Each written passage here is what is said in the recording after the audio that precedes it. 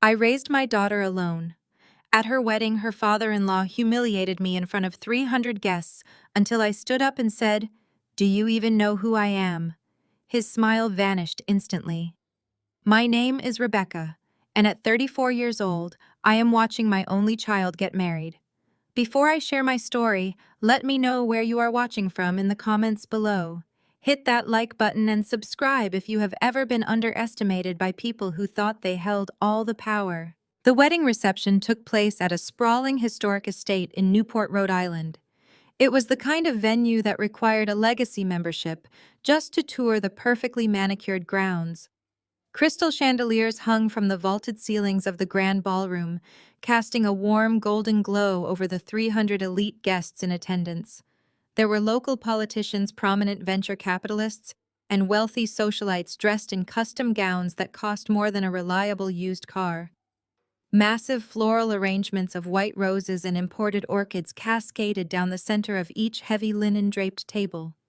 A live string quartet played soft classical music from a raised platform near the soaring arched windows overlooking the dark ocean.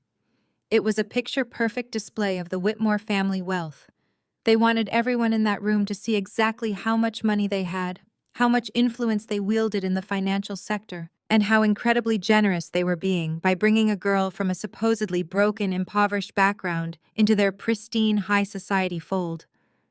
The sheer extravagance was designed to intimidate, to make anyone who did not possess a trust fund feel small and inadequate. It was a physical manifestation of their immense ego wrapped in white lace and expensive catering. I sat at table 30. It was a tiny, wobbly, circular table shoved into the absolute darkest corner of the massive ballroom, pressed directly against the swinging wooden doors of the catering kitchen. Every few minutes, a harried waiter carrying massive trays of food would burst through the doors, the heavy wood smacking loudly against the back of my chair. The air around me smelled of industrial dish soap, damp towels, and roasted garlic, a stark, unpleasant contrast to the expensive designer perfumes wafting through the rest of the luxurious room. I was the only person assigned to this table. The empty chairs beside me had quickly become a dumping ground for the venue staff.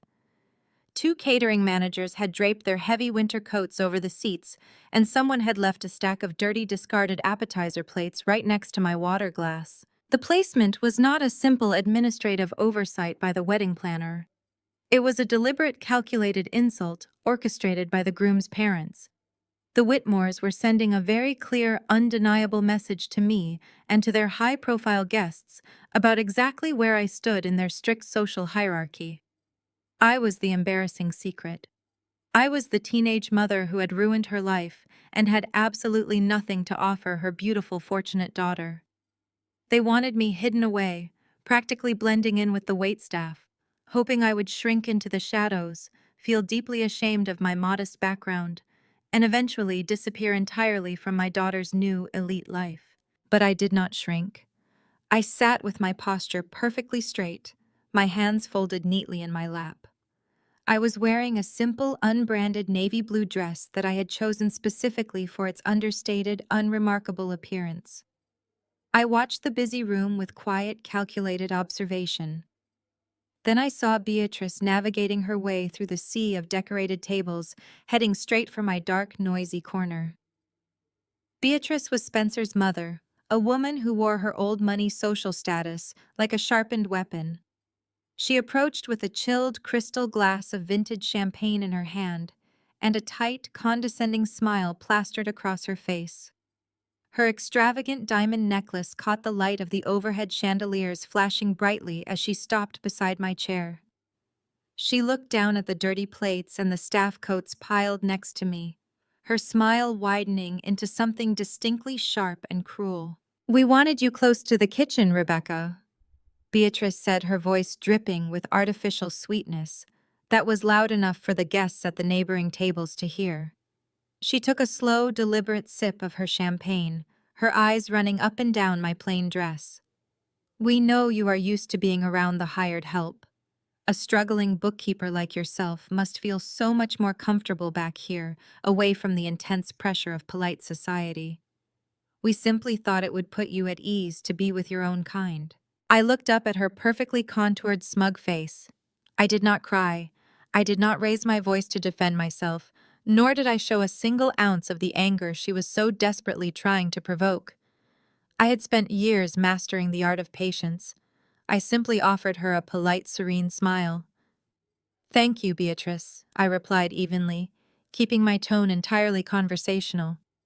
"It is certainly a very active spot. I appreciate the thought you put into it." I picked up my water glass and took a slow sip, refusing to break eye contact until she finally looked away. She was visibly, though slightly unnerved by my complete lack of emotional reaction. She had expected tears or a scene, something she could use to further prove I was unhinged and low class. Instead, she got nothing but cold politeness. Beatrice scoffed quietly under her breath, turned on her designer heel, and marched back toward the brightly lit center of the room. With Beatrice gone, I turned my attention back to the head table situated at the very front of the magnificent room. My daughter Lily sat there in her breathtaking lace gown. At barely 18 years old, she looked incredibly young, undeniably beautiful, and profoundly uncomfortable in her new surroundings. She kept anxiously adjusting the heavy, gaudy diamond bracelet Beatrice had forced her to wear for the photos, her eyes constantly darting around the crowded room, as if searching for a familiar face or an escape route. Next to her sat her new husband, 22-year-old Spencer Whitmore. Spencer was leaning far back in his chair, laughing loudly with one of his wealthy groomsmen, completely ignoring his new bride. When Lily gently touched his arm and tried to whisper something to him, I watched his face darken. He waved his hand dismissively, physically brushing her away, cutting her off without even bothering to look at her. He then leaned in and whispered something sharp into her ear, causing Lily to shrink back in her seat and stare down at her lap. My chest tightened with a fierce maternal instinct.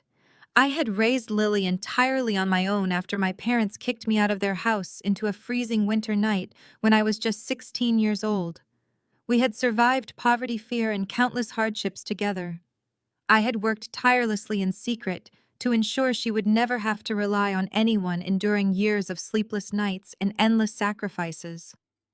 I had built an empire from the ground up, entirely out of the public eye, just so my daughter could have a safe, secure future. Now, watching these wealthy, arrogant in-laws try to isolate her, control her, and systematically erase me from her narrative, a quiet, protective fury settled deep over my heart. They thought I was just a broke bookkeeper. They thought I was powerless against their millions. The mood inside the ballroom shifted. Conversations softened, glasses lowered, and every important guest slowly turned toward the head table, sensing that the true performance of the evening was about to begin. The sharp, clear, ringing sound of a silver knife striking crystal echoed through the massive hall, signaling that it was time for the traditional wedding toast. The low hum of conversation from 300 elite guests began to fade away into an expectant hush. These were not just casual family friends gathered to celebrate young love. They were prominent state politicians, aggressive venture capitalists, and legacy socialites who dictated the financial and social currents of the East Coast. Carlton Whitmore stood up from his seat at the center of the head table. He took his time rising, adjusting his tailored tuxedo jacket with a slow, deliberate arrogance. He savored the absolute silence that had fallen over the magnificent ballroom, breathing in the attention like it was the only air in the room. He took the heavy microphone from the nervous wedding planner, a wide, predatory grin spreading across his face. He looked out over the sea of white floral arrangements and glowing chandeliers, making sure every single eye was fixed entirely on him. He did not look at his son. He did not look at his new daughter-in-law. He looked at his audience, ready to perform. He spoke in a booming theatrical voice, welcoming his wealthy peers and thanking them profusely for traveling to Newport for this momentous occasion. He spent the first few minutes talking exclusively about the Whitmore family legacy, detailing their generations of unmatched success in commercial real estate and their deep, unwavering commitment to philanthropy. He painted a masterful picture of a family that carried the heavy weight of high society on their shoulders, always giving back, always elevating those less fortunate. He spoke of their charitable foundations, their generous donations, and their moral superiority. The guests nodded along politely, raising their expensive champagne flutes in silent agreement. It sounded exactly like the standard, albeit incredibly boastful speech one would expect from a wealthy patriarch showing off for his investors. But as Carlton paced slowly behind the head table, the tone of his voice began to shift noticeably. The forced warmth drained away completely, replaced by a cold, calculating edge. He paused for dramatic effect, letting the silence stretch until it became heavy and suffocating. Carlton raised his free hand and pointed directly toward the back of the room, straight at the tiny, wobbly table crammed near the swinging kitchen doors, where I sat completely alone. We all know the bleak statistics, he announced, his voice echoing harshly from the high-end speakers mounted around the perimeter of the room. We read the academic studies. We see the depressing numbers regarding children raised by teenage mothers. He let the cruel words hang in the air, ensuring every single person in the room understood exactly who and what he was talking about. He continued his speech describing a life of guaranteed failure and perpetual struggle. He talked about reckless girls who threw their own lives away before they even had a chance to begin. He spoke of women who lacked the basic discipline, the proper pedigree, and the financial resources to provide a stable foundation for an innocent child. He used the word tragic. He used the word burden. With every carefully articulated syllable, he painted me as a pathetic cautionary tale, a broken, uneducated woman who had doomed her only child to a life of poverty and endless hardship. He did not use my name, but he absolutely did not have to. The entire room turned their heads in unison. 300 pairs of eyes shifted away from the glowing head table and focused entirely on the dark, noisy corner by the catering entrance. I felt the immense physical weight of their collective stares pressing down on me, a crushing wave of judgment from people who did not know the first thing about my life or how I had survived. Some guests looked at me with thinly veiled disgust, their lips curled in disdain at the presence of someone so clearly beneath their perceived social standing. Others offered the kind of sickening, condescending pity reserved for stray animals shivering in the rain. The beautiful string music had stopped long ago. The only sounds in the massive hall were Carlton's booming amplified voice and the occasional sharp clatter of dirty dishes being tossed into bins by the kitchen staff right behind my chair. I kept my face perfectly still, my hands resting quietly in my lap. I refused to look away or show an ounce of shame meeting the gaze of every politician and socialite who turned to stare at me. I would not give them the satisfaction of seeing me break under their scrutiny. Carlton brought the microphone closer to his mouth, his smile widening into something truly vicious. But today he declared, his voice rising in a crescendo of self-congratulatory triumph. My son Spencer is changing those terrible statistics. He is performing an act of profound grace and unmatched generosity. By marrying Lily, he is rescuing her from the miserable cycle of failure she was unfortunately born into. He is lifting her out of the dirt and giving her something her own mother could never ever provide, no matter how hard she scrubbed floors or balanced ledgers. He is giving her the respectable, powerful Whitmore name. He spoke the family name as if it were a holy relic, a magical cure that would instantly wash away the stain of my existence from my daughter's life. He paused again, waiting for the applause that he clearly felt he deserved for allowing a peasant into his royal bloodline. At the head table, the color drained completely from Lily's face. Her eyes were wide with absolute horror as she stared at the man she had just officially called her father-in-law. Her breathing turned shallow and rapid, the heavy fabric of her wedding dress rising and falling with her sudden panic. She looked out across the sea of staring, judgmental faces, searching frantically until her terrified eyes locked onto mine in the back corner. I could see the heartbreak shattering her in real time, realizing that this beautiful day was entirely built on a foundation of contempt for the woman who had raised her.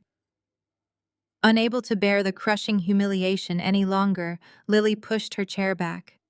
Her chair scraped loudly against the polished wooden floor, cutting through the tense atmosphere. She reached out her trembling fingers, stretching desperately toward the microphone, trying to physically stop Carlton from saying another cruel word about me. But before she could even stand all the way up, Spencer moved. His hand shot out with terrifying, aggressive speed. He gripped Lily's wrist, his fingers digging brutally into her delicate skin with punishing force. He yanked her hard, pulling her forcefully back down into her chair, so fast she stumbled against the table edge. The charming, loving smile he had worn all day for the cameras vanished entirely, revealing the cold tyrant hiding underneath. He leaned his head close to hers, his jaw clenched tight with silent fury, and whispered directly into her ear. I did not need to be close to read his lips or understand the threat. He was telling her to shut up, to sit still, and to let his father finish speaking. Watching that man put his hands on my daughter, watching him use physical intimidation to force her into submission under the guise of a wedding celebration, triggered something deep and primal inside my chest. The polite facade I had maintained all evening evaporated in an instant, replaced by a cold, calculating rage. They thought they had trapped us. They thought they held all the power in this room because their names were printed on the country club registry. They were about to learn exactly how wrong they were. The moment Spencer's fingers clamped down on Lily's delicate wrist, the air in my lungs turned to ice. I watched the way his knuckles turned white from the force of his grip. I watched the way he violently yanked her downward, pulling her arm at a painful angle to force her back into her seat. His face was a mask of furious entitlement, his jaw tight as he hissed orders into her ear. My daughter, the bright and resilient girl I had sacrificed everything to raise, looked utterly terrified. Her shoulders hunched forward in submission. She was shrinking herself to survive the moment. The maternal instinct that had driven me to build an empire from nothing roared to life, deafening and absolute. It was a primal, protective fury that burned away every ounce of polite restraint I had forced myself to maintain. I placed my hands flat on the edge of the small table near the kitchen doors. I pushed my chair back. The wooden legs scraped against the polished floorboards with a sharp, grating sound that cut through the uncomfortable silence settling over the ballroom. I did not scream. I did not burst into hysterical tears. I felt a terrifying, absolute calmness wash over me, the kind of absolute stillness that precedes a devastating storm. I stood up slowly, smoothing the fabric of my simple navy blue dress. The waitstaff hovering near the kitchen doors froze, sensing the sudden dangerous shift in the atmosphere. I stepped away from the shadows of my assigned corner and walked straight into the bright, unforgiving light of the center aisle. My footsteps echoed softly on the hardwood floor as I began the long walk toward the head table. I kept my chin leveled, my gaze locked entirely on the men sitting on the raised platform. Around me, the 300 elite guests began to shift in their seats. I could hear the faint rustle of expensive silk and the clinking of crystal glasses as they turned to watch me. Murmurs rippled through the crowd, a wave of hushed whispers and poorly concealed gasps. They expected a scene. They expected the impoverished, desperate mother of the bride to throw a tantrum, to beg for respect, to confirm every nasty stereotype Carlton had just proudly broadcasted to the room. I gave them nothing. My face remained a mask of total composure. I walked with the steady, measured pace of a woman who owned the ground she stepped on. I did not look at the venture capitalists whispering behind their hands. I did not look at the politicians shifting uncomfortably in their tailored suits. I kept my eyes fixed on the head table, closing the distance between us. As I drew closer, the details of the opulent display became sharper. The massive floral arrangements of white roses looked suffocating. The towering champagne tower stood like a monument to their excess. And sitting behind it all was Carlton Whitmore, watching my approach with a look of extreme irritation. He clearly viewed my quiet advance not as a threat, but as a tedious interruption to his grand performance. Carlton let out a loud theatrical sigh that the microphone picked up and amplified throughout the cavernous hall. He chuckled, a booming, arrogant sound designed to remind everyone in the room that he was in complete control. He shook his head slowly, looking out at his wealthy friends with an expression of exaggerated, weary amusement. "Please excuse this unfortunate interruption, everyone," Carlton announced, his voice oozing with patronizing pity. It seems the bride's mother is having a bit of an emotional outburst. We all know how overwhelming these high society events can be for people who are simply not accustomed to our world. Let us just remain seated and wait for the staff to handle this minor distraction. He did not even bother to look directly at me as he gave a sharp, dismissive wave of his hand toward the back of the room. He was signaling the venue's private security.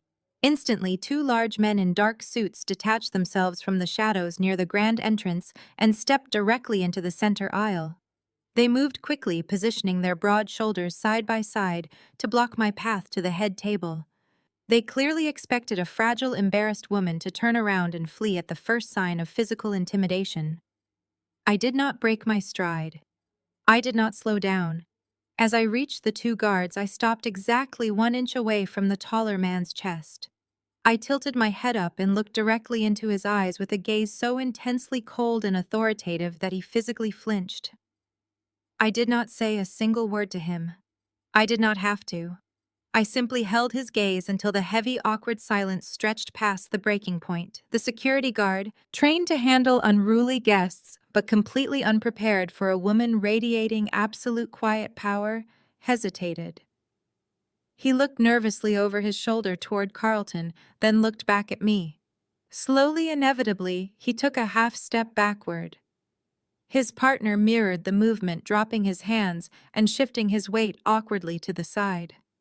The invisible wall they had tried to build shattered.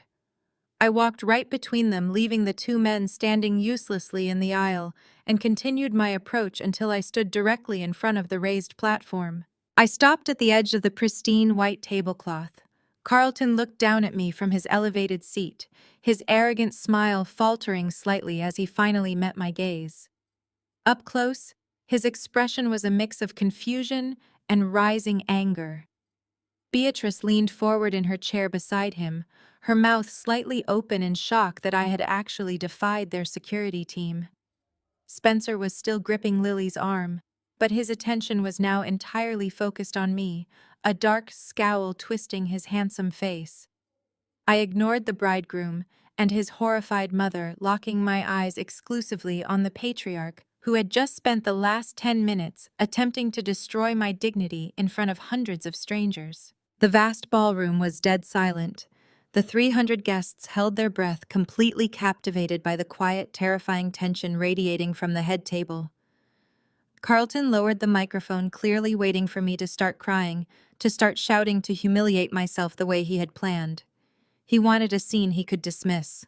Instead, I spoke with a quiet, perfectly measured tone. My voice was steady, resonant, and clear enough to carry over the dining tables without the use of any amplification. "You are absolutely right about one thing, Carlton," I said, keeping my posture perfectly rigid and my eyes locked onto his. The Whitmore name carries an incredible amount of weight in the commercial real estate world. It represents a long-established legacy of absolute power, immense wealth, and ruthless business acumen.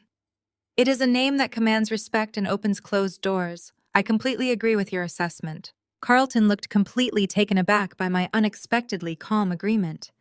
His chest puffed out slightly, his massive ego momentarily overriding his deep-growing confusion about my intentions. However, I continued, letting a small, deadly smile touch the corners of my mouth as I delivered the final, devastating blow. "It is a profound, absolute shame that as of exactly 8 a.m. yesterday morning, you no longer legally own the Whitmore name, your company, or your legacy." The silence that followed my declaration was so absolute that the sound of a single silver fork dropping onto a china plate echoed like a gunshot. Carlton stared at me. His mouth hung slightly open, the microphone dangling uselessly by his side. For a split second, the facade of the untouchable billionaire completely shattered, replaced by the bewildered expression of a man who suddenly realized he was standing on quicksand. He blinked rapidly, as if hoping the illusion of my presence would simply vanish into the opulent decor. Before he could process the words, Beatrice practically leaped from her chair. Her designer gown rustled loudly as she scrambled to her husband's side, her manicured hands gripping his arm tightly enough to wrinkle his pristine tuxedo sleeve. Her face, usually so perfectly composed and smoothed by expensive treatments, contorted into a mask of ugly, desperate rage. She pointed a trembling diamond-adorned finger directly at my face, her voice piercing the quiet ballroom in a shrill, panicked shriek. "Get her out of here!" Beatrice screamed, her voice completely devoid of its usual aristocratic polish. "She is a delusional broke woman trying to ruin a multi-million-dollar wedding. She is lying." "Security," I said. "Remove this lunatic from the premises right now." The two massive guards who had been lingering uncertainly behind me took a heavy step forward. Their leather shoes thumped against the floorboards, preparing to physically drag me away from the pristine head table. I did not flinch. I did not even look back at them. Instead, I reached slowly into my modest, unbranded leather handbag. My movements were deliberately unhurried, projecting a terrifying calmness that made the guards hesitate once more. I withdrew a thick, heavy legal dossier. It was securely bound in dark leather, stamped clearly with the unmistakable golden seal of a prominent federal regulatory agency. I lifted the heavy file high enough for the entire room to see, and then I slammed it down flat onto the pristine white tablecloth directly in front of Carlton. The loud smack of the leather hitting the table made Beatrice jump back. "You are out of your mind," Beatrice snarled, her chest heaving as she glared at the thick file. She leaned aggressively across the table, her extravagant necklace swinging wildly against her collarbone. "Do you honestly think anyone in this prestigious room is going to believe a single word that comes out of your mouth? You are nothing. You are a pathetic, struggling bookkeeper who threw her entire life away the moment she got pregnant at 16. You have spent your entire miserable existence drowning in poverty, and now you have the absolute audacity to stand here and threaten our family. You are nothing but trash trying to drag my son down into the mud with you." The viciousness of her words hung heavily over the head table.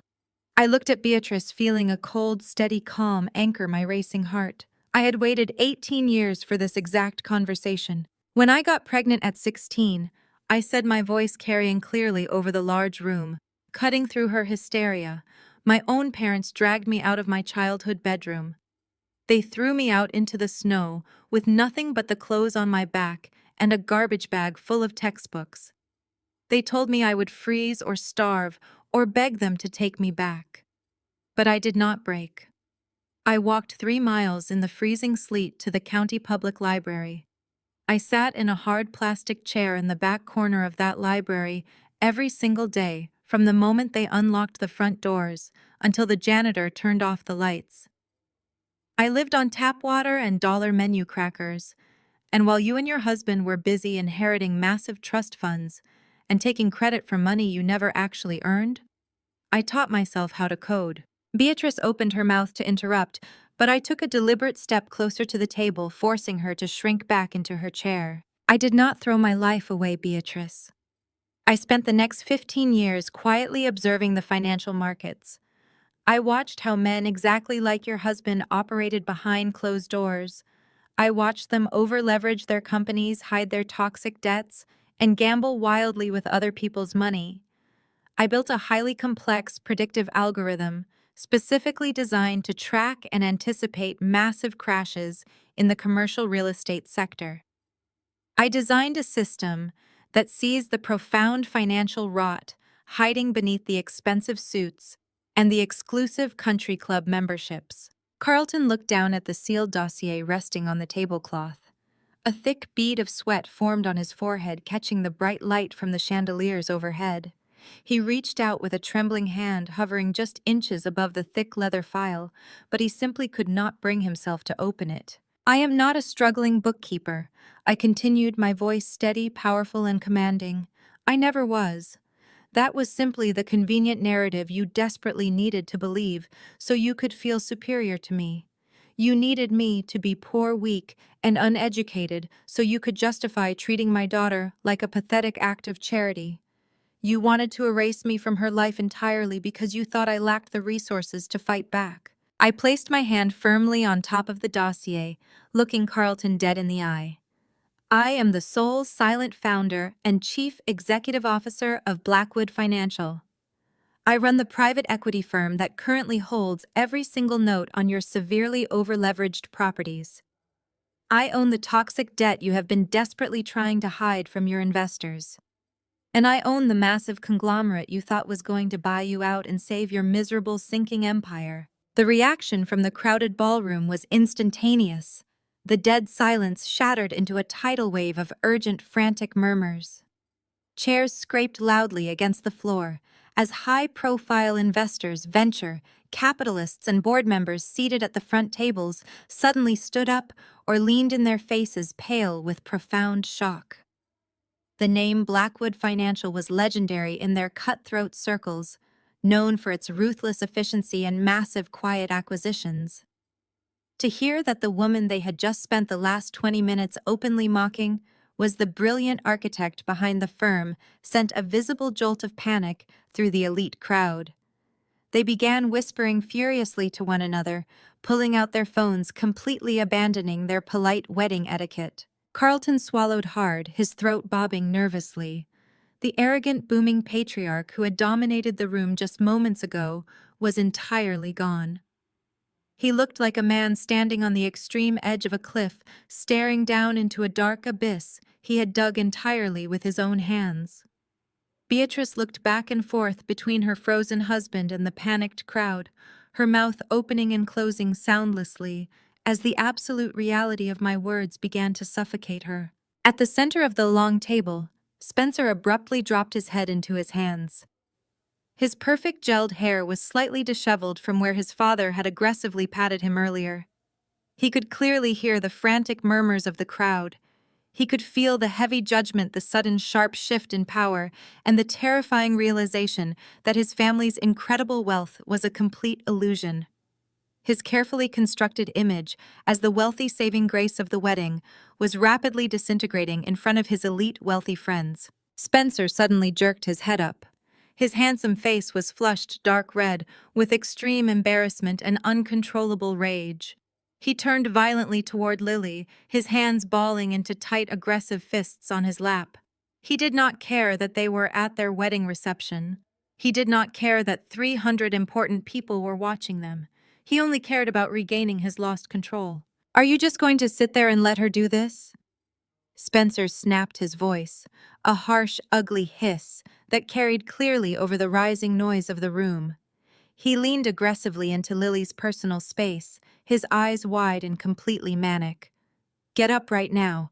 Tell your trashy mother to take her fake documents and get the hell out of my wedding before I have her thrown out into the street where she belongs. Control her, Lily, or I swear to God, I will make you regret it." Lily flinched violently, shrinking away from the man she had just vowed to spend the rest of her life with. The terrifying venom in Spencer's voice echoed across the quiet ballroom, hanging in the air like a physical threat. This was not the charming, attentive fiancé who had courted her with romantic candlelit dinners and whispered promises of a beautiful shared future. The polished veneer of the perfect wealthy savior completely dissolved right in front of the horrified crowd. In his place stood a cruel, entitled boy, desperate to maintain his fragile authority in front of his elite peers. He realized the entire room was watching him, watching his family's grand legacy teeter on the edge of my devastating revelation, and his immediate instinct was to punish the easiest target within his reach. His fingers dug deeper and deeper into Lily's wrist until she let out a sharp, painful gasp. Her eyes filled with hot, immediate tears as she stared at the hostile stranger gripping her arm. I took a slow, deliberate step toward the table, my voice dropping to a low, dangerous register that demanded immediate compliance. "Take your hands off my daughter right now." Spencer released her wrist, but only to throw his hands up in a gesture of exaggerated, mocking surrender. He let out a harsh, barking laugh that sounded completely unhinged in the tense silence of the room. He stood up abruptly from his chair, towering aggressively over Lily's seated form, and turned his furious glare entirely on me. He adjusted the lapels of his expensive custom jacket, desperately trying to project a commanding masculine presence that he simply did not possess. "You are incredibly pathetic, Rebecca," Spencer sneered, pointing an accusing finger directly at my chest. "Do you honestly think anyone in this room buys this ridiculous, dramatic performance? You march in here with a fake leather folder and a completely fabricated story about being some secret corporate mastermind. It is honestly embarrassing to watch you embarrass yourself. You are a broke, desperate woman who cannot handle the fact that her daughter finally found a way out of the miserable, impoverished life you forced on her. You thought you could come in here, throw around a few big financial terms you learned by searching the internet, and scare my father into giving you a massive cash payout. But you are nothing. You are absolutely nobody. I did not raise my voice. I did not blink. I just watched him unravel, letting his own blinding arrogance dig his grave significantly deeper. You are far too late to play the protective hero, Mother Spencer continued, his voice dripping with triumphant malice. He looked around at the front tables, making absolutely sure the venture capitalists and his wealthy fraternity brothers were paying close attention to his dominance. You think you can swoop in here at the 11th hour and somehow save Lily from us. You think you can use her to leech off the Whitmore money and fund your sad little life. But I am way ahead of you, Rebecca. I saw right through your little gold-digging daughter from the very beginning. Lily let out a quiet, heartbroken sob, her shaking hands coming up to cover her mouth. The sheer cruelty of his words, delivered so casually and loudly in front of their wedding guests, struck her like a physical blow to the chest. She looked up at him, her tear-filled eyes begging for the loving, sweet man she thought she knew to return to her. But he did not even glance down at her. He was entirely focused on winning this public battle of egos, with me determined to prove to his father's friends that he was the smartest man in the room. I made sure my family's legacy was perfectly protected from desperate parasites like you, Spencer boasted, puffing out his chest with unearned pride. I did not want to leave anything to chance when dealing with people from your background. That is exactly why I had our elite legal team draft an incredibly specific, absolutely ironclad prenuptial agreement. And I made absolutely sure she signed it this very morning. The ballroom remained dead silent, the guests hanging on his every vicious word, as the true nature of the groom was laid bare. I looked at Lily, keeping my expression gentle and calm solely for her sake. You signed a prenuptial agreement today, I asked her quietly. Lily nodded slowly, her delicate shoulders trembling with quiet sobs. She wiped a tear from her cheek, smudging her flawless bridal makeup. He brought it to the bridal suite. She whispered, her voice breaking with fresh devastation. It was just 30 minutes before the ceremony started. I was alone getting my hair finished. He told me it was just standard family paperwork that all the Whitmores sign. He said the lawyers insisted on it at the absolute last minute, and that if I really loved him and truly trusted him, I would sign it without making a big deal out of it. He told me we would not be able to get married today if I refused to sign. I did not even have time to read a single page. I just wanted him to be happy. Spencer threw his head back and laughed loudly, completely devoid of any guilt or human empathy. He was absolutely reveling in his perceived victory over us. Of course she did not read it, Spencer mocked, looking down at his sobbing bride with absolute disgust. She is just as uneducated and naive as you are, Rebecca. It was remarkably easy to get her to put her name on the dotted line without asking questions. She was so desperate to wear this expensive white dress and pretend she actually belonged in our exclusive world that she would have signed away her own soul if I asked her to. He stepped out from behind the heavy table, moving closer to me, his chest puffed out with arrogant, toxic pride. That legal document is completely bulletproof, he bragged, leaning in so close I could smell the expensive scotch on his breath. It legally strips Lily of any right to the Whitmore family fortune. In the event of a divorce, she walks away with exactly what she brought into this marriage, which is absolutely nothing. She gets no alimony, no property rights, no access to my trust fund, and no claim to any of my future earnings. It explicitly protects my assets from your peasant family. You thought you could use her to get your hands on our money, but I outsmarted you. Lily let out another wrenching sob, finally understanding the profound depth of his calculated betrayal. The man standing triumphantly before her was a complete stranger. He was a cruel, manipulative fraud who had intentionally isolated her, pressured her, and used her pure love as a weapon against her. He had never loved her. She was nothing but an attractive prop to him, a beautiful, naive girl he thought he could control and discard whenever he pleased. The horrific realization settled over her, heavy and suffocating, crushing the beautiful dreams she had built for their future. Spencer laughed, a cold, mocking sound that echoed through the silent ballroom. "You do not have the money to hire a lawyer to fight my family's elite legal team, Rebecca. You are absolutely broke, and you are completely powerless to stop me from taking absolutely everything today." His vicious declaration bounced off the high vaulted ceilings, fading into a thick silence. 300 pairs of eyes remained fixed on us, waiting for my spirit to shatter under the weight of his cruelty. I gave them no tears. I did not flinch. I did not shrink away from the furious man standing inches from my face. Instead, I let the silence drag out, letting the sheer ugliness of his words settle over the pristine white tablecloths. I watched the dark flush of anger creeping up his neck, and then a smile slowly spread across my face. It was a chilling, predatory smile, the expression of a hunter who had just watched her prey walk willingly into a laid trap. Spencer blinked, visibly unnerved by my reaction. He had expected terror, but he was staring into a cold, calculated abyss. The triumph in his eyes faltered for a fraction of a second. He shifted his weight, his leather shoes squeaking against the floorboards. He was trying to figure out why the penniless woman he thought he had destroyed was looking at him with absolute amusement. "May I see it?" I asked. My voice was incredibly calm, dropping an octave lower than my usual pitch. It resonated through the quiet room with a steady, unyielding clarity. I held out my right hand palm, facing upward. "I would like to see a copy of this ironclad prenuptial agreement you forced my daughter to sign." Spencer let out a short, incredulous scoff. He looked over his shoulder at his father, seeking permission to share the joke. Carlton was still staring at the heavy leather dossier I had slammed onto the table, his face locked in a grimace of pure dread, completely ignoring his son. Spencer turned back to me, his chest puffing out as he misread my calmness for denial. He was so entrenched in his arrogance that he could not see the massive blade hovering directly over his neck. "You want to see it?" Spencer asked, his voice dripping with condescension.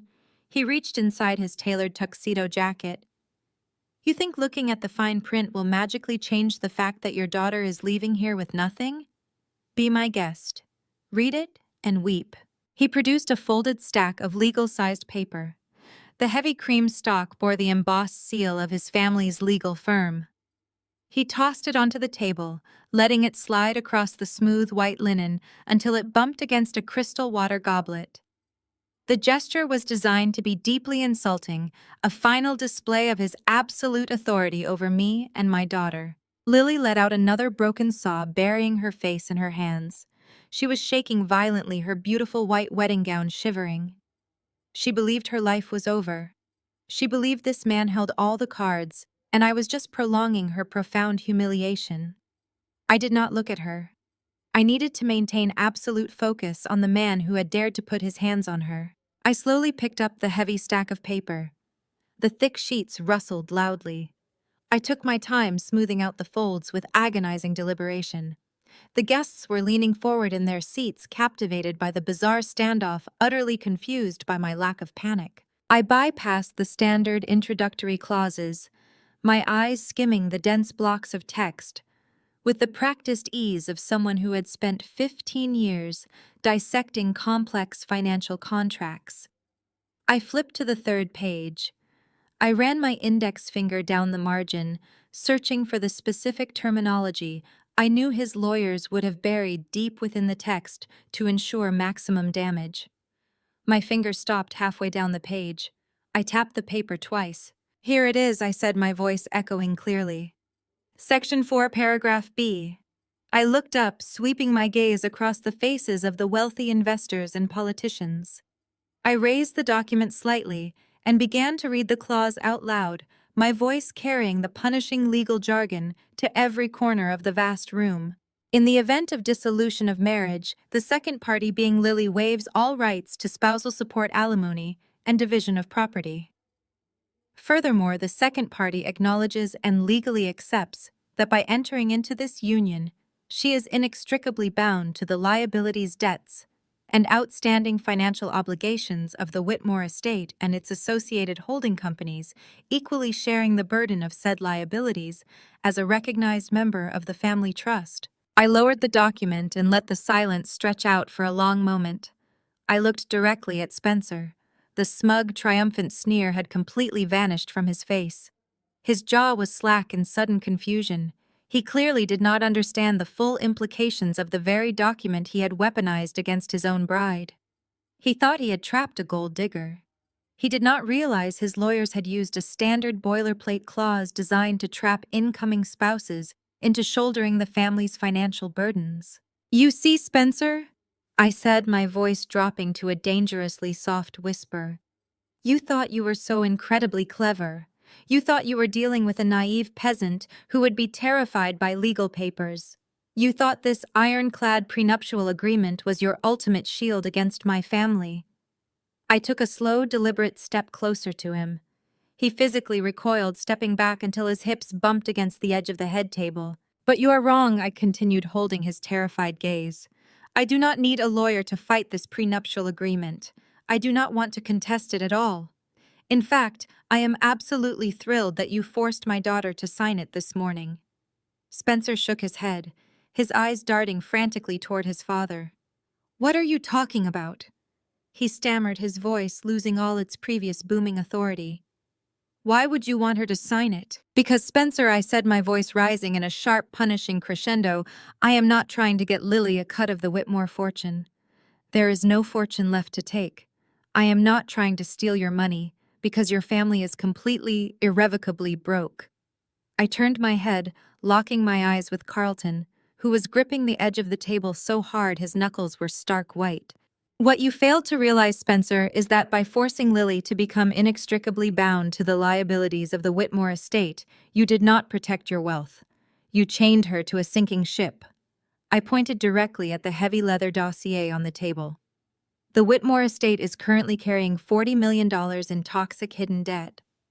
$40 million of defaulted loans and completely worthless commercial real estate assets that are going into foreclosure at 9 a.m. on Monday morning."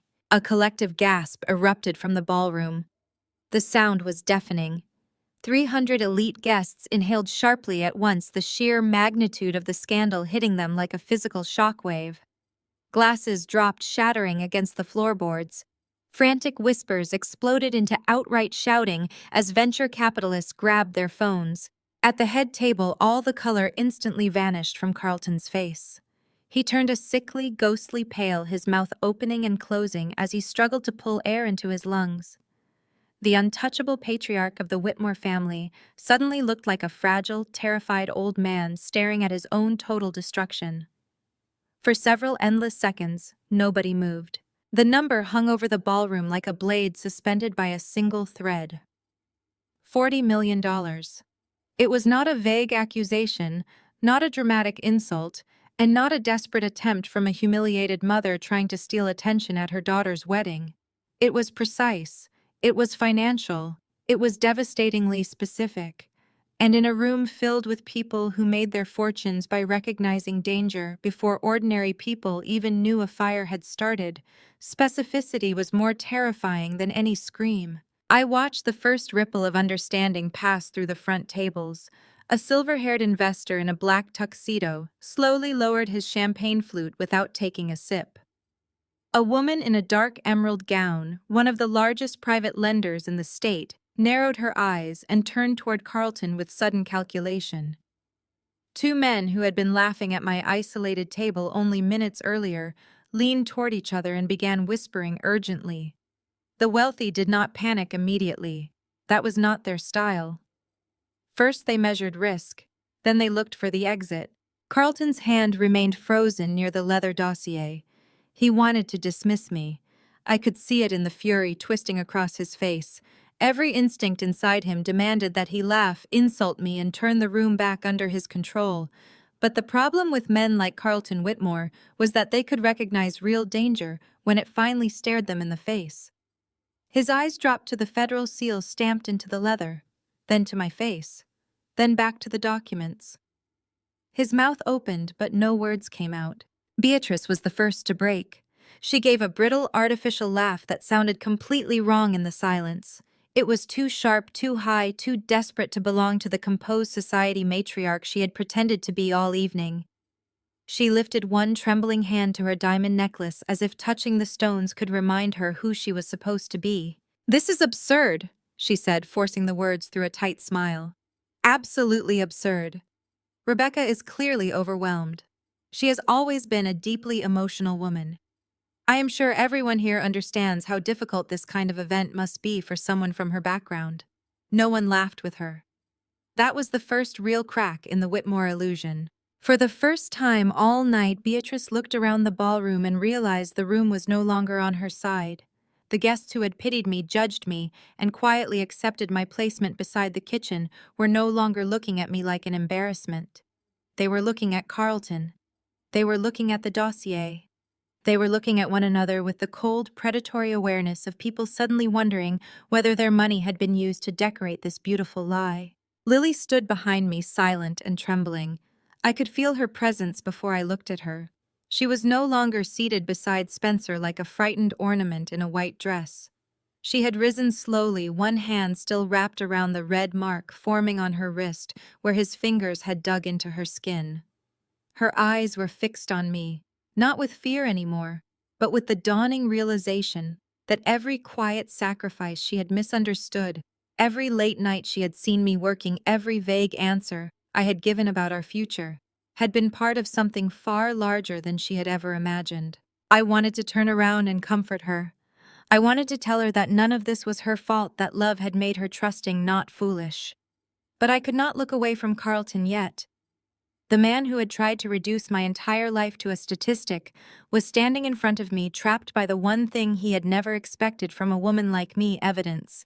Spencer's expression shifted from anger to confusion, then from confusion to something much uglier: fear. He glanced from his father to the investors, then down at the prenuptial agreement still lying open on the table. For the first time, he seemed to understand that the document he had used to humiliate Lily might not be a weapon in his hand anymore. It might be a chain around his own throat. Father Spencer said quietly, his voice losing its polished arrogance. "Tell them she is lying." Carlton did not answer. That silence did more damage than any confession could have. The guests noticed it immediately. In their world, hesitation was never neutral. Hesitation meant exposure. Hesitation meant a number was real. A loan had defaulted, a signature existed somewhere it should not, and someone powerful had been caught without a prepared denial. I placed my hand flat on top of the dossier and slid it slowly across the table toward Carlton. The leather moved over the white linen with a soft, controlled sound. He flinched as though I had pushed a loaded weapon toward him. "Open it," I said. His face darkened. "I do not take orders from you." "No," I replied calmly, "but your investors might appreciate it if you did." The words landed harder than any insult. Carlton's eyes snapped toward the front tables, and that was when he saw what I had already seen. His most important guests were no longer guests. They were witnesses. Worse than that, they were potential victims. Men who had toasted him an hour earlier were now reaching for their phones under the table. Women who had smiled politely through his cruel speech were exchanging alarmed looks with their attorneys and financial advisors. The entire ballroom had shifted from celebration to investigation. One of the venture capitalists stood up first. He was an older man with a narrow face and a reputation for destroying companies that wasted his money. He did not shout. He did not need to. He simply rose from his chair, buttoned his tuxedo jacket, and looked directly at Carlton. "Is there any truth to this, Carlton?" The question was quiet, but it struck the room with the force of a judge's gavel. Carlton's jaw tightened. His nostrils flared. For the first time that evening, he looked less like a patriarch and more like a cornered animal searching for the weakest wall to break through. His eyes moved toward the exits, then toward the microphone, then toward me. I knew that look. I had seen it in boardrooms, in bankruptcy hearings, and in acquisition meetings, when men who believed themselves untouchable finally realized the numbers had turned against them. Carlton was not thinking about his son's marriage anymore. He was not thinking about Lily. He was not even thinking about the humiliation he had just inflicted on me. He was thinking about survival. Beatrice grabbed his sleeve. "Carlton, say something," she whispered, but the microphone lying on the table caught enough of her voice for the nearest guests to hear the panic beneath it. "Tell them this is nonsense." He yanked his arm away from her. That small movement said everything. Lily took one step closer to me. I felt her fingers brush the back of my hand, hesitant at first, then firmer. I covered her hand with mine without turning around. It was the smallest gesture, but it steadied both of us. The ballroom could collapse around us. The Whitmores could scream, deny, threaten, and perform. But my daughter was no longer alone at that table.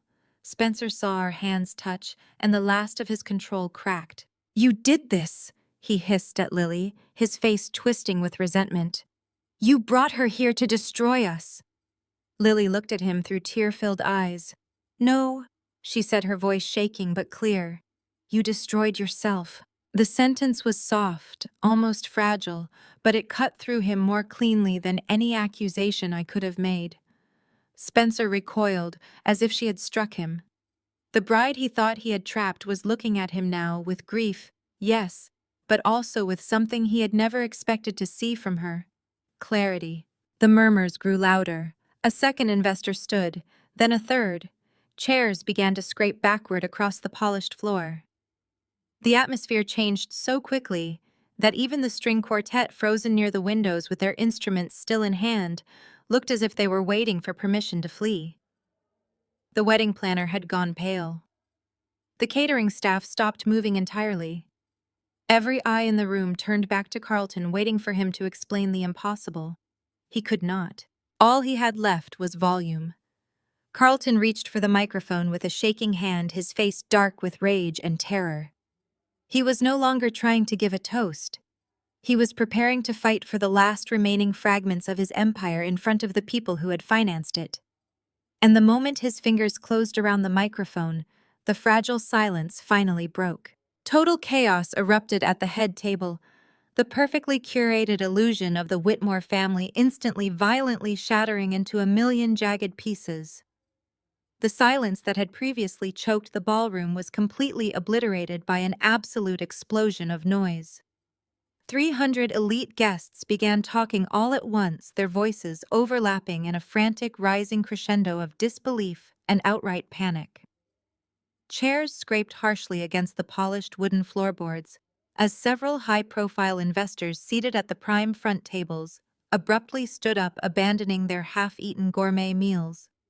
Men in expensive tuxedos angrily pulled out their cell phones, their thumbs flying across the screens as they frantically tried to contact their brokers and financial managers on a Saturday evening. The $40 million debt revelation hung heavily in the air, a toxic cloud that threatened to suffocate every single wealthy peer who had blindly trusted the Whitmore legacy. At the center of this completely uncontrolled turmoil, Carlton remained frozen for one long, agonizing second. His sickly pale face began to twitch, the blood rushing back into his cheeks, not with health, but with a dark, mottled, and entirely unhinged rage. The veins in his thick neck bulged prominently against his stiff white collar.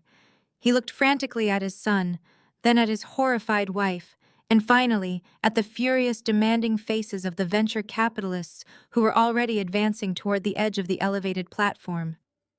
Carlton realized with absolute terror that he was rapidly losing total control of the room, his precious empire slipping right through his sweating fingers. Desperation fueled his next movement. Carlton lunged violently across the white linen tablecloth, his heavy arm knocking over a crystal vase filled with imported white roses. Water and crushed petals spilled unheeded over the expensive place settings as he desperately snatched the silver microphone from its polished metal stand.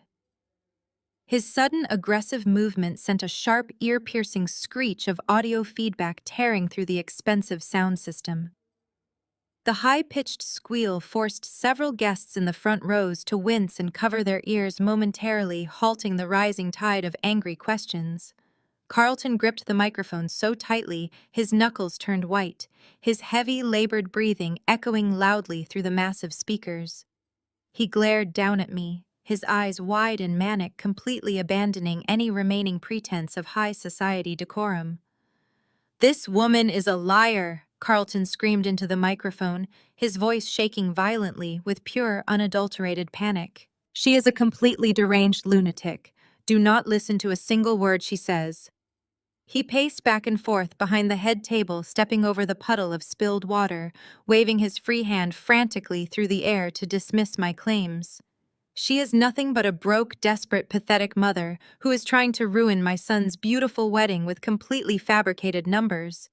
She printed some fake documents and marched in here to extort my family, and I will absolutely not stand for this completely insane performance. She is lying to all of you." His booming denials did not have the calming effect he desperately desired. The high-profile investors standing at the front tables were not easily swayed by loud shouting or pathetic deflections.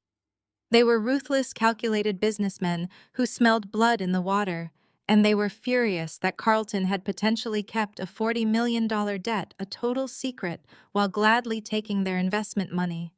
A loud, aggressive shouting match instantly broke out between Carlton and his own financial backers, right in the middle of the elegant ballroom. "What about the commercial foreclosures?" Carlton, an older, silver-haired venture capitalist, yelled, pointing an accusing finger directly at the patriarch. "Are those properties defaulting on Monday morning?" Carlton sweat profusely, large droplets sliding down his temples and soaking into his stiff collar. Beatrice, his impeccably styled wife, stood up on trembling legs and tried to intervene. She plastered a deeply fake, trembling smile onto her face and tried to calm the furious investors down.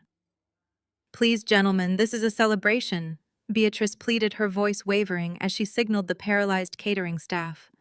"Let us pour some more champagne and discuss business on Monday." But the wealthy men completely ignored her. They literally pushed past her outstretched arms, stepping closer to the raised platform and loudly demanding immediate concrete answers about the financial security of their massive investments. Carlton realized his entire empire was actively crumbling right in front of his eyes. He frantically loosened his expensive silk tie, tugging at the fabric as if it were actively choking him. He needed a monumental distraction, an undeniable display of supreme corporate power, to instantly crush the growing rebellion. In a truly desperate flex to save face in front of his deeply skeptical wealthy peers, he decided to completely break a strict, legally binding confidentiality agreement. He gripped the silver microphone with both of his sweating hands, bringing it so close to his mouth that his heavy breathing dominated the room. "Listen to me right now," Carlton bellowed, his voice straining to overpower the aggressive shouting from the floor. "My company is perfectly solvent. We are not going into foreclosure, and we are absolutely not carrying toxic debt." He paused, his chest heaving as he scanned the angry faces of the men holding his financial future in their hands. "In fact, Whitmore Real Estate is stronger than it has ever been in the entire history of this family. I did not want to announce this tonight, but you leave me absolutely no choice."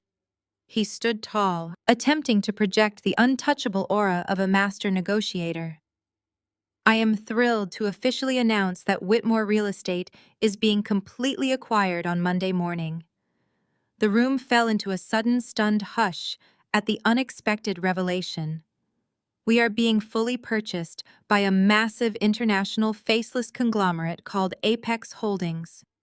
He practically screamed the name into the microphone, spitting the words out with an arrogant, triumphant fervor.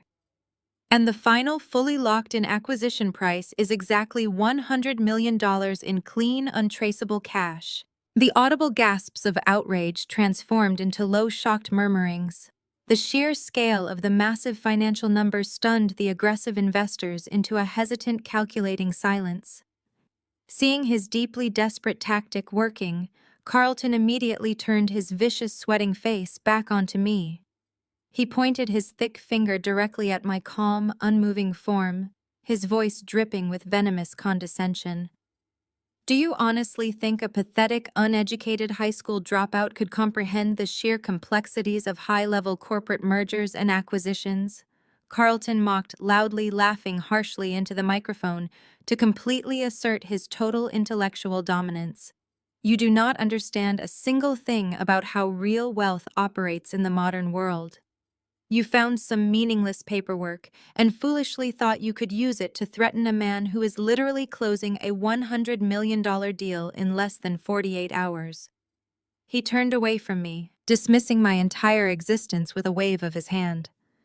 He stepped to the very edge of the elevated platform, pointing expansively to the huge crowd of suddenly silent investors. He staked his entire reputation and his absolute freedom on this final desperate guarantee. "You have absolutely nothing to worry about," my friends, Carlton assured them, his booming voice echoing with forced, overwhelming triumph. "The Apex Holdings buyout is fully locked in, and I promise you that every single one of us is about to become richer than ever." His desperate, booming promise hung in the air, a fragile shield against his $40 million debt. I stepped away from Spencer, moving smoothly toward the center of the head table. I reached for the heavy silver microphone that Carlton had just slammed back onto its polished stand. I did not raise my voice. I did not have to. "Apex Holdings," I repeated softly, letting the name roll off my tongue with a distinct mocking clarity that resonated through the massive speakers. A massive faceless conglomerate. $100 million.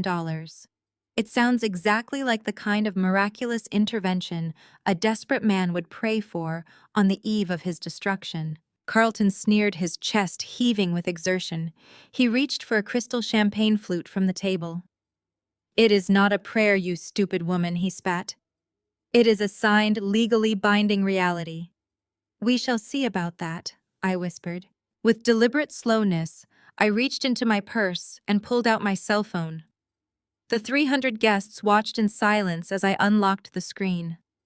I tapped a contact, hit the speakerphone button, and held the device directly up to the silver microphone.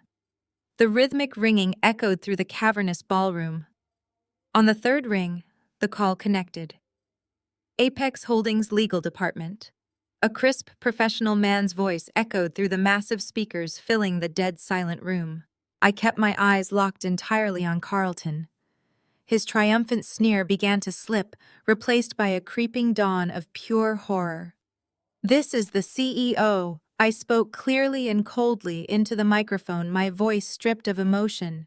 "Cancel the Whitmore acquisition immediately. Burn the contracts." There was not a single second of hesitation on the other end of the line. "Right away, Madam CEO," the lawyer replied, his tone conveying immediate compliance. I tapped the screen, hanging up the phone. The heavy hook hit the room with massive, undeniable impact. A collective, audible gasp violently shook the 300 guests. At the head table, all the blood drained entirely from Carlton's face. His fingers went completely slack. The crystal champagne flute slipped from his hand, plummeting toward the floor and shattering into 100 glittering pieces. "No!" Beatrice shrieked, her voice a piercing wail of desperation. She lunged forward, gripping the edge of the white tablecloth with both hands. Her perfectly styled hair trembled as she began to violently hyperventilate, her chest heaving as she desperately gasped for air. She pointed a shaking manic finger directly at my face. "This is a trick. It is a setup. She is completely lying to all of us." She looked out at the sea of panicked investors, her voice cracking as she tried to salvage their crumbling facade. "Do not listen to her. That was a staged phone call. She hired a cheap actor to pretend to be a lawyer. She is a broke, pathetic nobody. She does not own a multinational conglomerate. She is just trying to embarrass us because she is jealous of our wealth." I did not argue with her frantic, pathetic denials.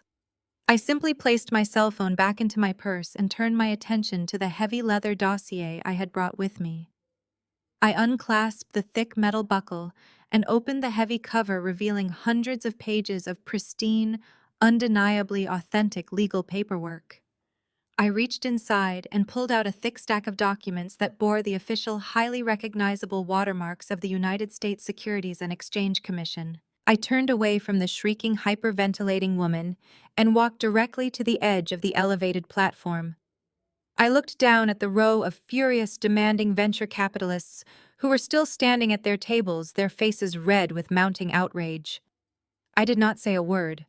I simply began passing out the heavy stacks of stamped authenticated SEC corporate filings directly into their eager, grasping hands. The wealthy investors immediately snatched the documents, their eyes frantically scanning the dense, complex financial disclosures.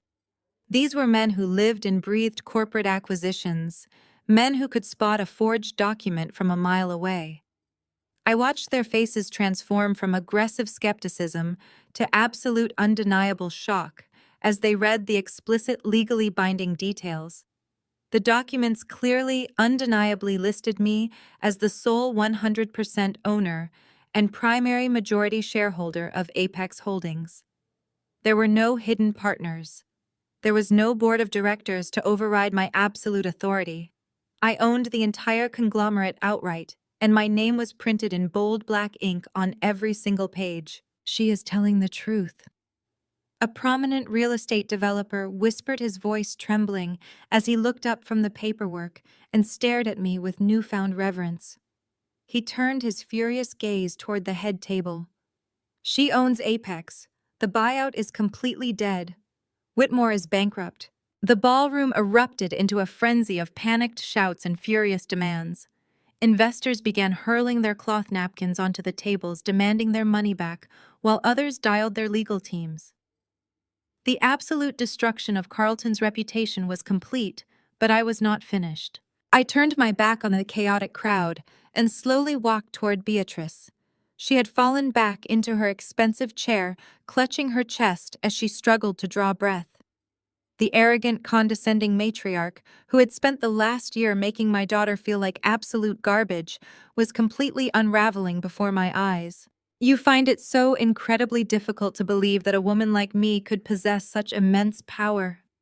Beatrice, I said, my voice dropping to a smooth, chilling register. You spent the entire last year mocking my simple clothes. You laughed at my modest car. You sneered at my address and told anyone who would listen that my daughter was dirty, uneducated trash, trying to violently claw her way into high society. She shook her head, weakly, tears of pure terror spilling over her heavy eyelashes and ruining her flawless makeup. Please, she whimpered, reaching toward me. Please stop. I ignored her pathetic plea, my eyes dropping to the massive glittering diamond necklace resting against her collarbone.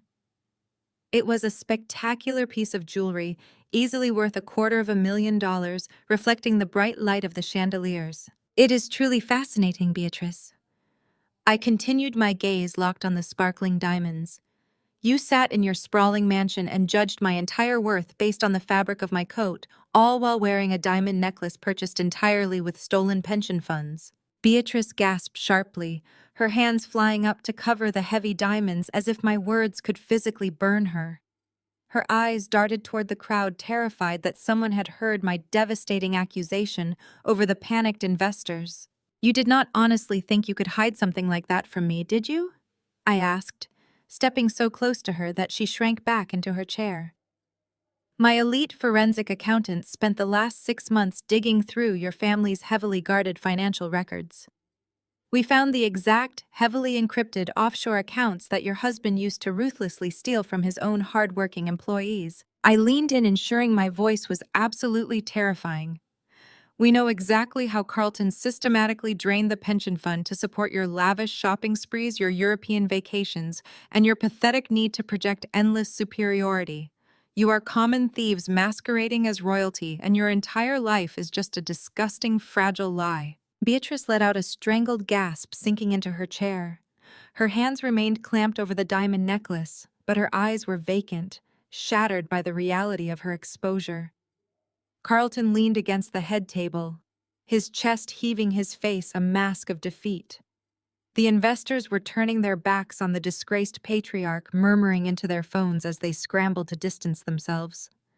The neutralization of the two people who had tormented my daughter was a satisfying sight. I turned away, letting the heavy silence of their ruin settle over the room.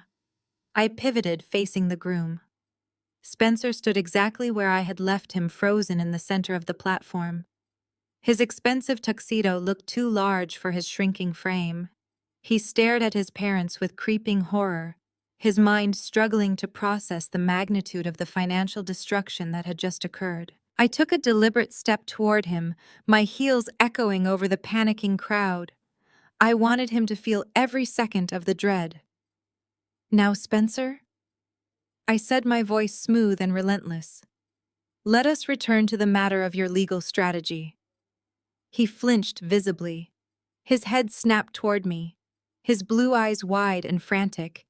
He opened his mouth to issue another arrogant threat, but no sound came out.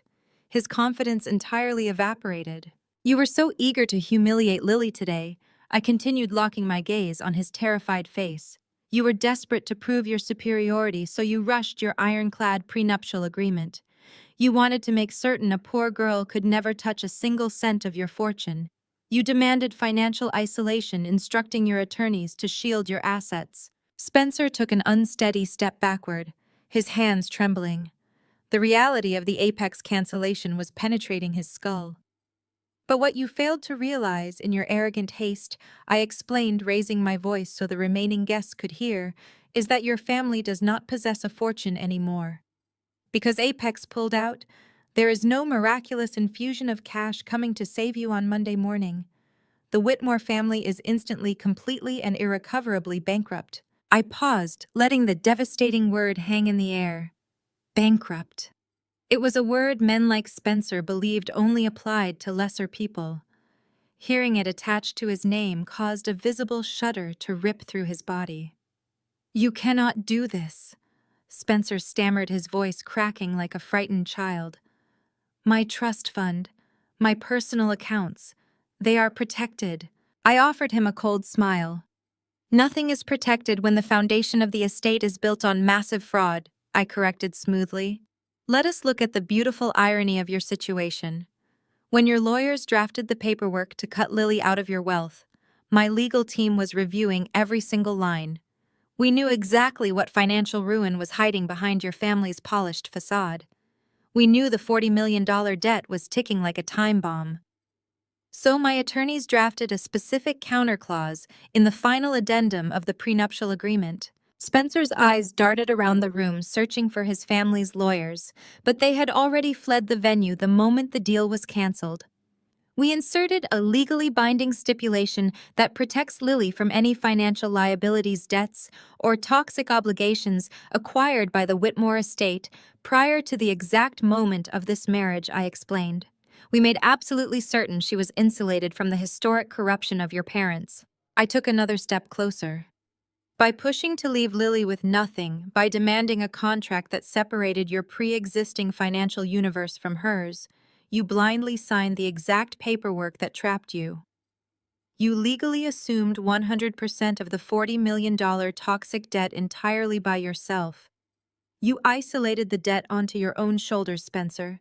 You thought you were protecting your millions, but you were locking yourself in a burning building." The sheer gravity of my statement slammed into him.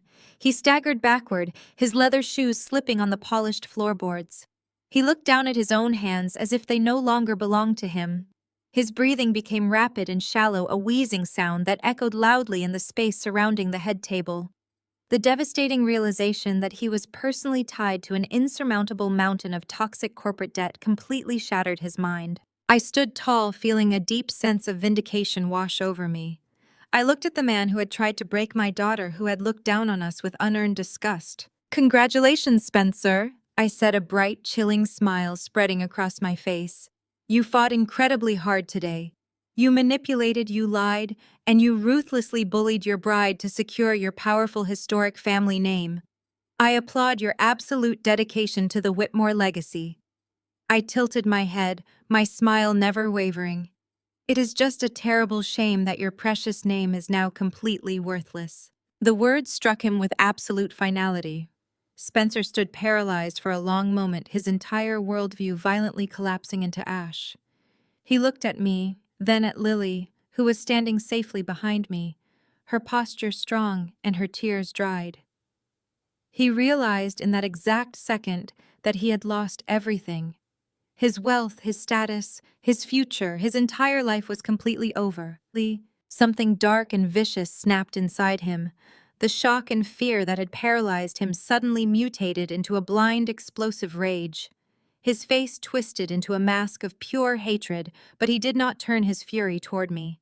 He spun around, his frantic, bloodshot eyes locking onto the two people who had dragged him into this catastrophic nightmare. "You did this!" Spencer screamed, his voice tearing from his throat in a raw howl. He lunged away from me and stormed directly toward his parents. Carlton flinched, shrinking back against the table, while Beatrice let out a terrified gasp, pressing herself into her chair. "You completely, utterly ruined my life!" Spencer roared, pointing a trembling finger in his father's pale, sweaty face. "You lied to me. You told me the company was fine. You told me the Apex deal was guaranteed. You made me sign papers to protect a fortune that did not exist." He grabbed the table's edge, shaking it violently, causing remaining crystal glasses to crash to the floor.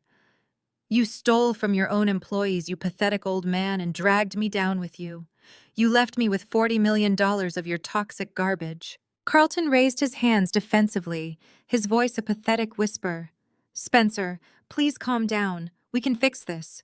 We can call the lawyers." "There are no lawyers!" Spencer shrieked, his face inches from his father's. "There is no money. There is nothing left. You destroyed everything." He turned his vicious wrath onto his mother, who was actively weeping into her hands. "And you?" He spat, his voice dripping with venom. "You paraded around in your stolen diamonds, acting like you were better than everyone else, while we were actually drowning in debt. You pushed me to marry Lily because you thought her family was beneath us, and you thought we could easily control them. You are both completely pathetic, useless frauds." He paced back and forth in front of them, screaming until his voice cracked, blaming them for the total, irreversible ruin of his existence. His frantic pacing abruptly halted as a new, terrifying realization crashed into him. The furious flush drained from his face, leaving him completely desperate. He turned away from his cowering parents, his bloodshot eyes scanning the chaotic platform until they locked onto Lily. She stood perfectly still in her magnificent white gown, an untouchable statue amidst the absolute carnage. A sudden feverish light ignited in Spencer's eyes. In his shattered mind, she was no longer the quiet girl he planned to financially trap. She was the sole heir to Apex Holdings.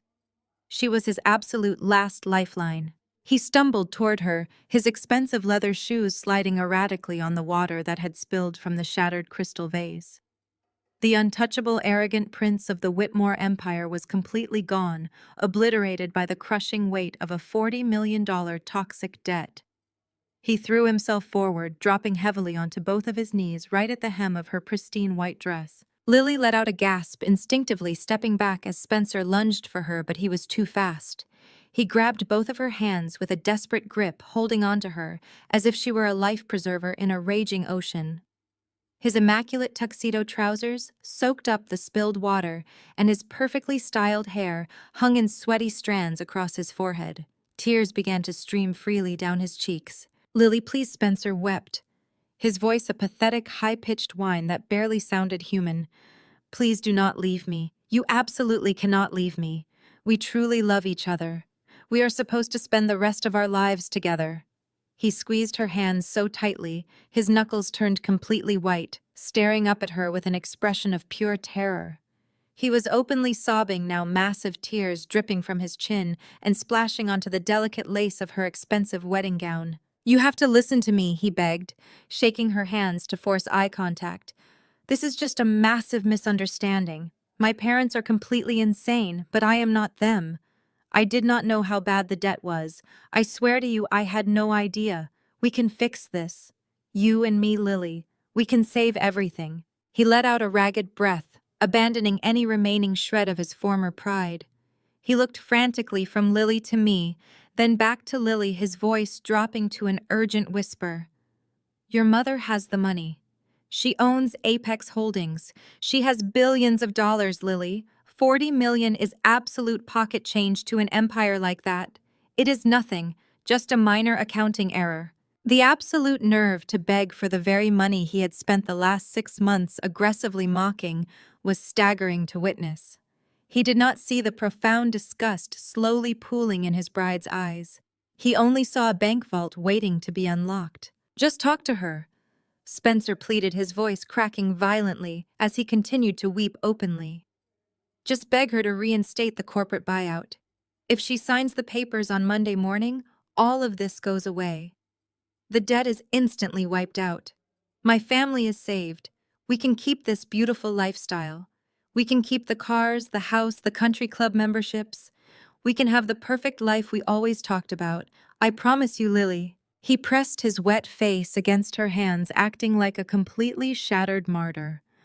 I will treat you like a queen for the rest of our lives. I will never let anyone speak down to you again. My mother will never say another word about your clothes or your background. I will give you everything you ever wanted. Just please save me. Do not let me lose everything. Lily stood frozen, looking down at the weeping, pathetic man clinging to her hands. The man she had spent the last 2 years loving with her entire heart. The man she believed was her ultimate protector, her strong partner who would shield her from the judgmental world of high society. She listened to his desperate promises, hearing the absolute transactional nature of his words. He was not begging for her heart. He was begging for her mother's bank account. He was begging to maintain his elite status. She slowly lifted her gaze from his sweaty face and looked out at the massive ballroom. The elegant, highly curated space had descended into total, irreversible madness. The wealthy guests who had spent the evening sipping expensive champagne and whispering cruel comments about her background were now screaming at each other. They were violently pushing past the floral arrangements, entirely consumed by their own financial greed. The illusion of their sophisticated world was stripped away, revealing the desperate reality underneath. These were the fake friends Spencer was terrified of losing. This was the empty lifestyle he was begging her to finance. She turned her head slightly and looked at me.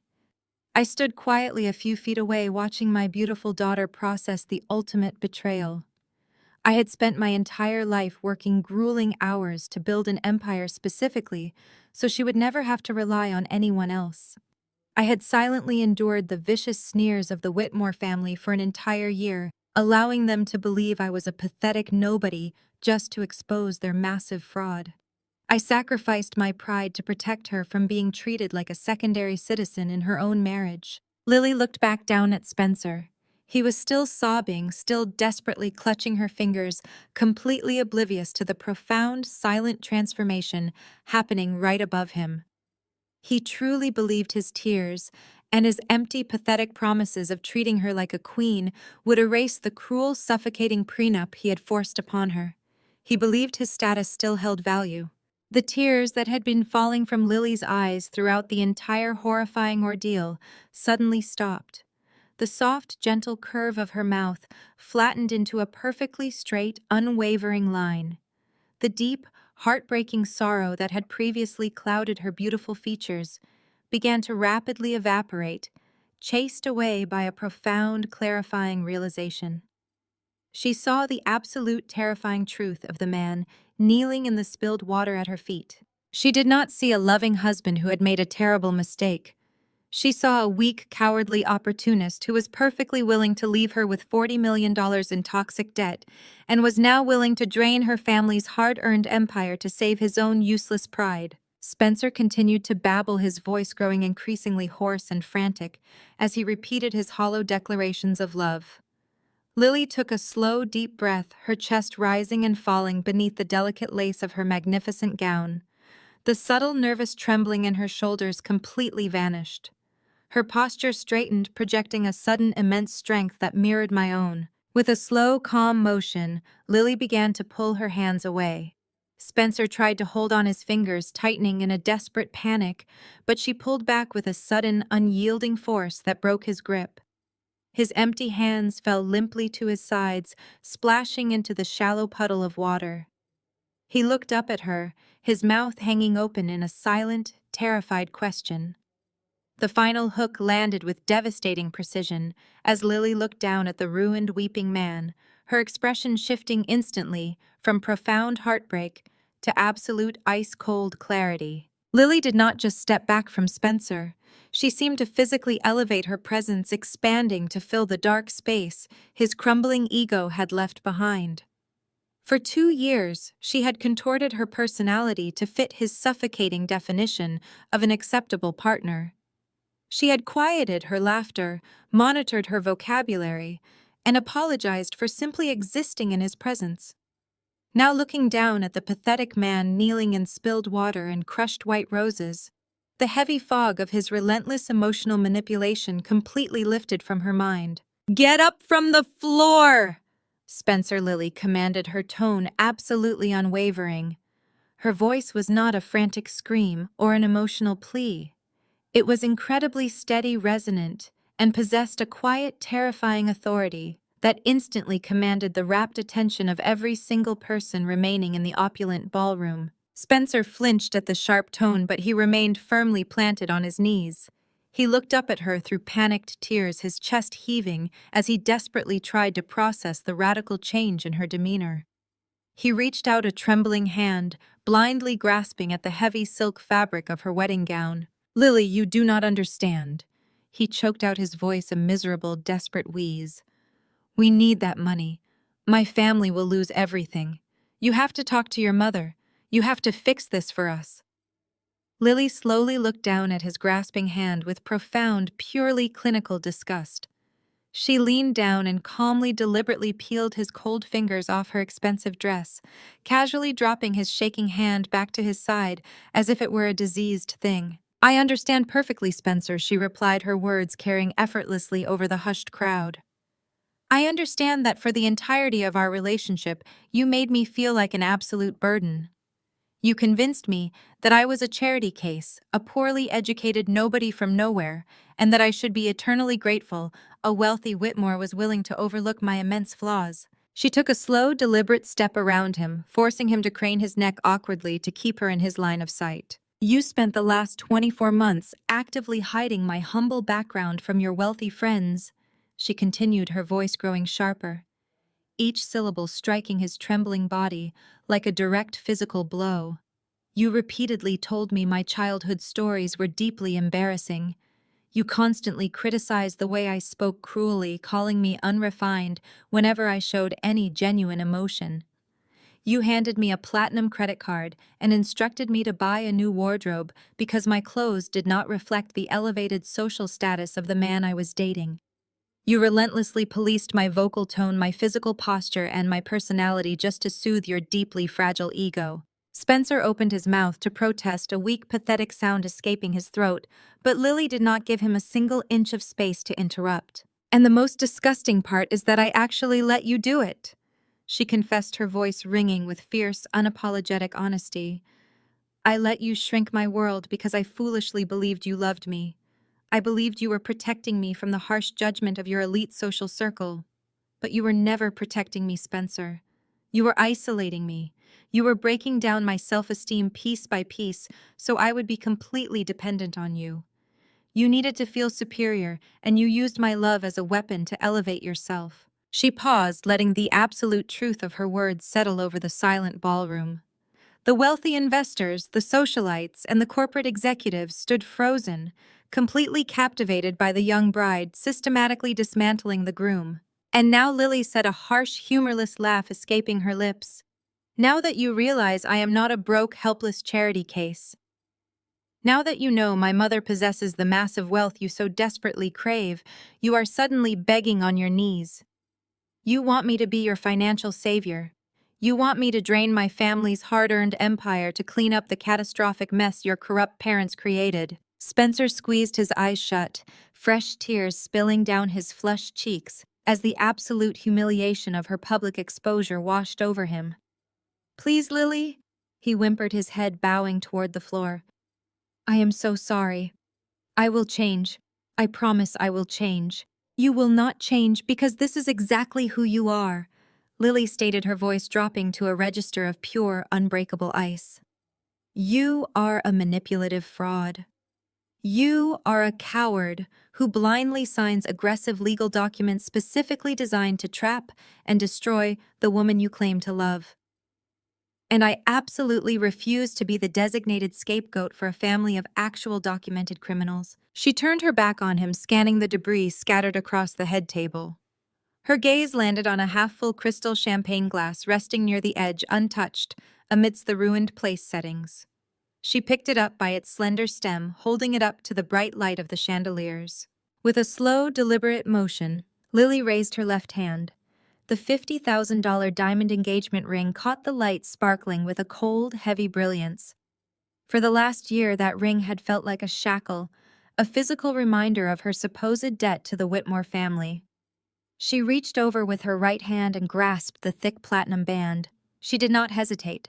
With one smooth, forceful pull, she slid the heavy diamond ring off her finger. Spencer let out a strangled, breathless gasp, finally realizing the absolute finality of her actions. "No," he cried out, his voice cracking violently. "Lily, do not do this. Please, I am begging you." Lily stepped back toward him, holding the glittering diamond directly over the crystal champagne glass in her left hand.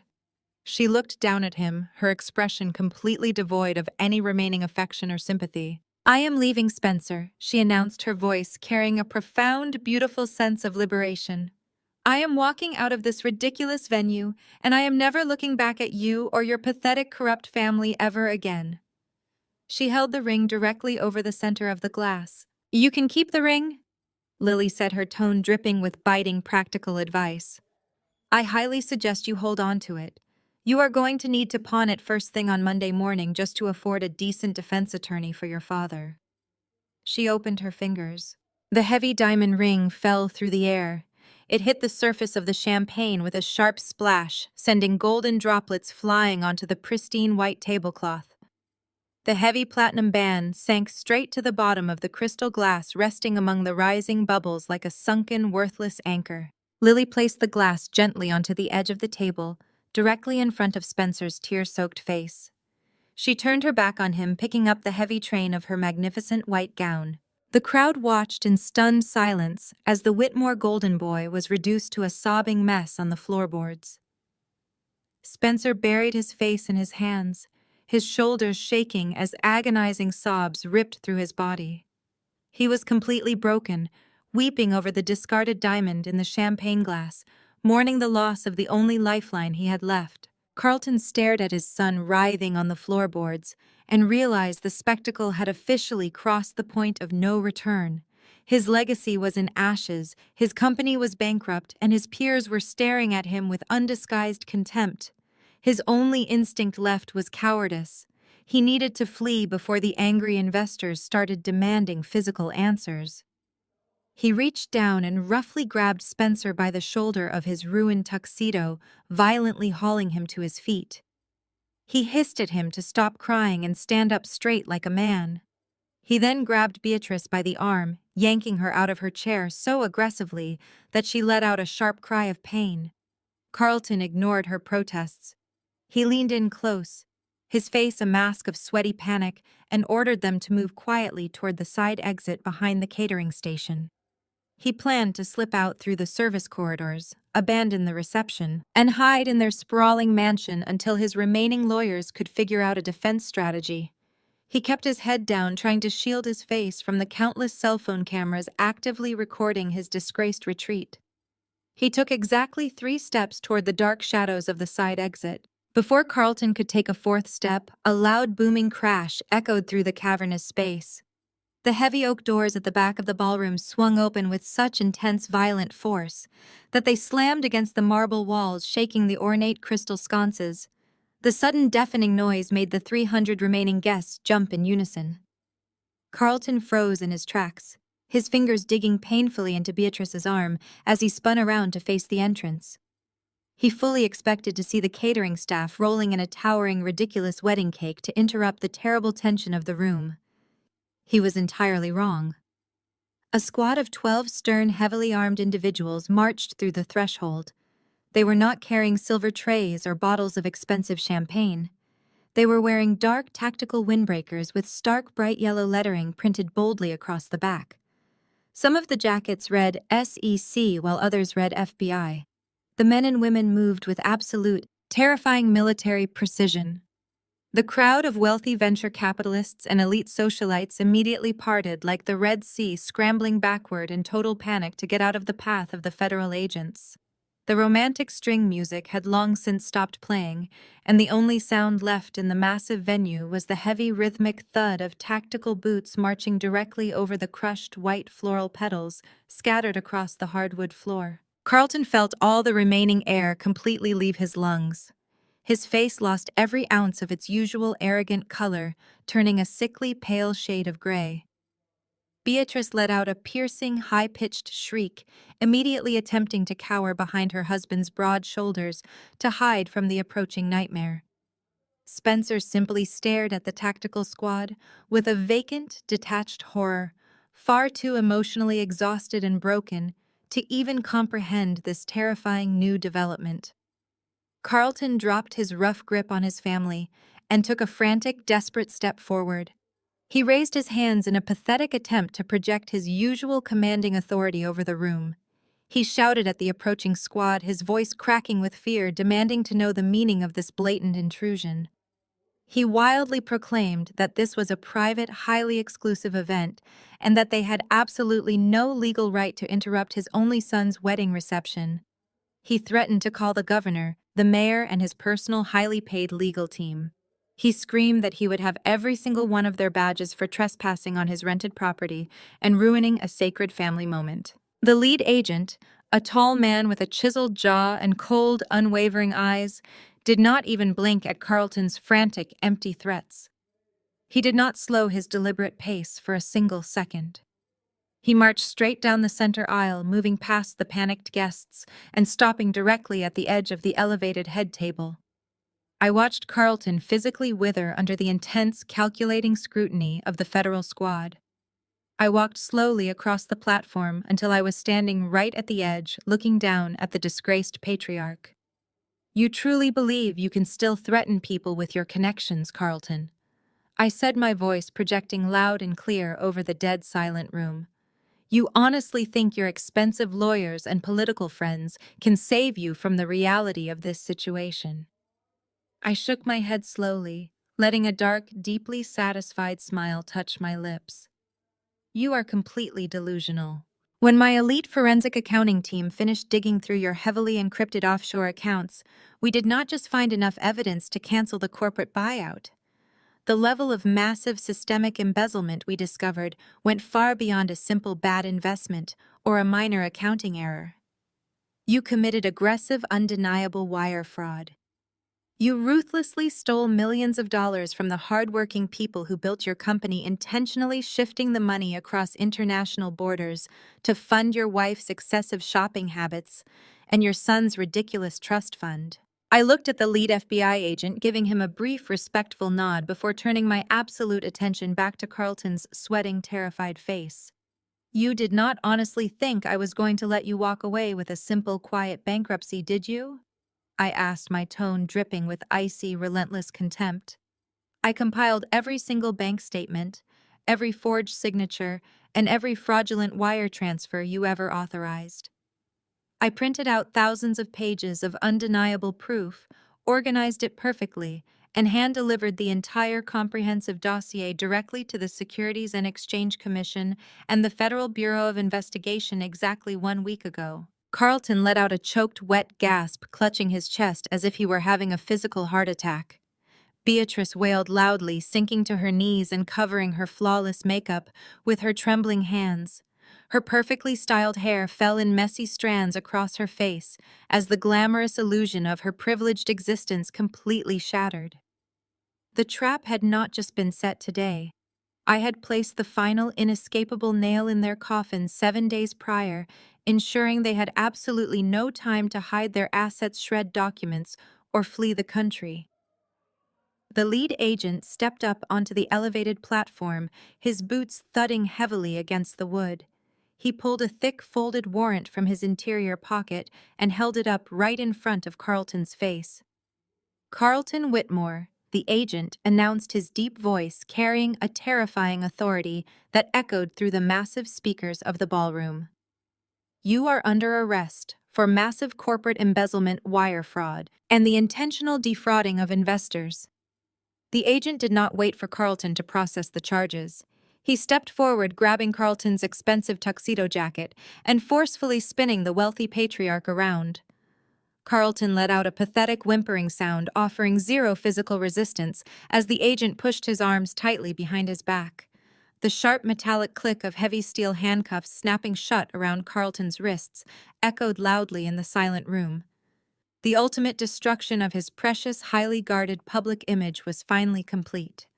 The man who had spent his entire life looking down on everyone else was now chained like a common criminal in front of 300 of his most elite peers. The shock that held the room hostage finally shattered, replaced by a chaotic wave of self-preservation.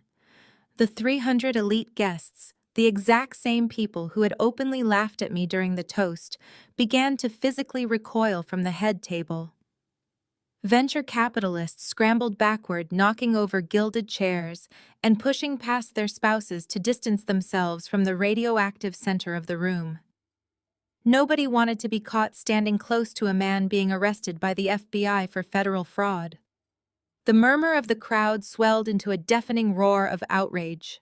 "Thief," a prominent hedge fund manager yelled from the back of the room, his face purple with fury. "You stole from us, you absolute fraud," another investor screamed, throwing his napkin onto the floor. The lead agent gave his team a curt nod.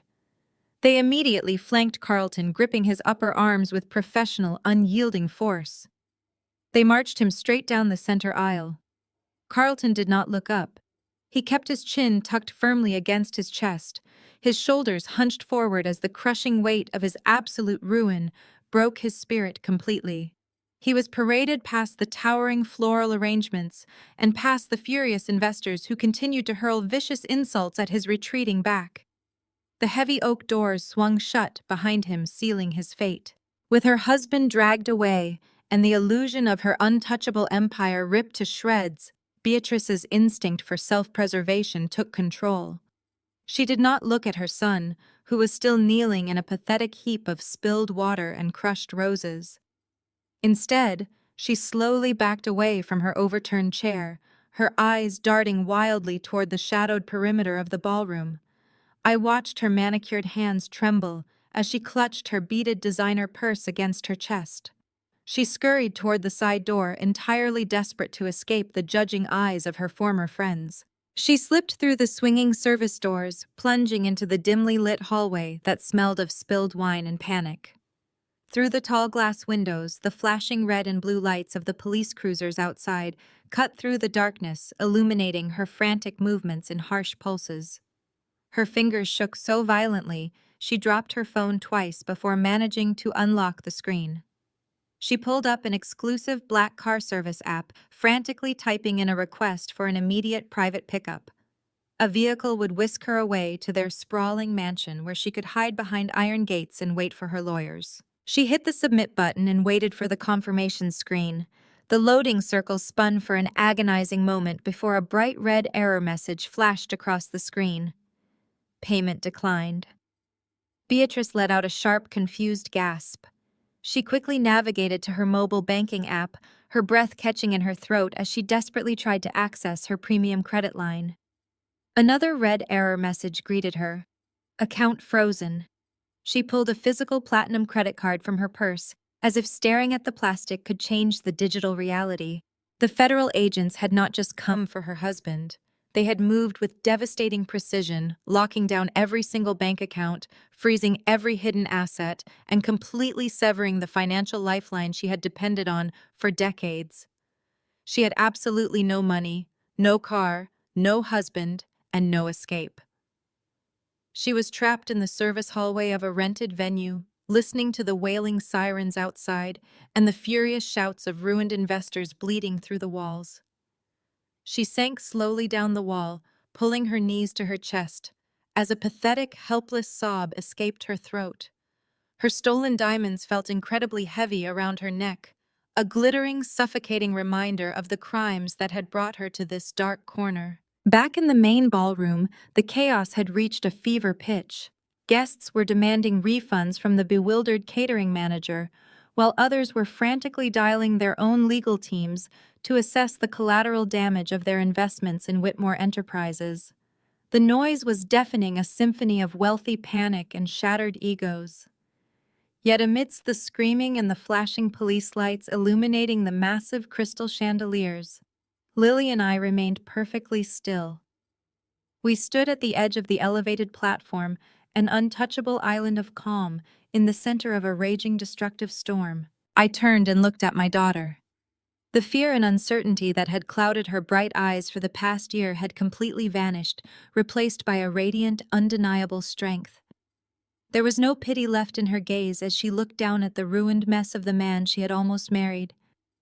There was only the profound, beautiful clarity of a woman who had finally realized her own immense worth. I reached out and gently placed my hand on her shoulder. She turned to me, a soft, genuine smile breaking across her face. It was the smile of the girl I had raised, the girl who knew the value of hard work, integrity, and absolute loyalty. We did not need to speak. We had faced the darkest, most manipulative corners of high society, and we had emerged completely victorious. I offered her my arm. Lily did not hesitate. She slipped her arm through mine, her grip firm and steady. Together we turned our backs on the wreckage of the Whitmore family.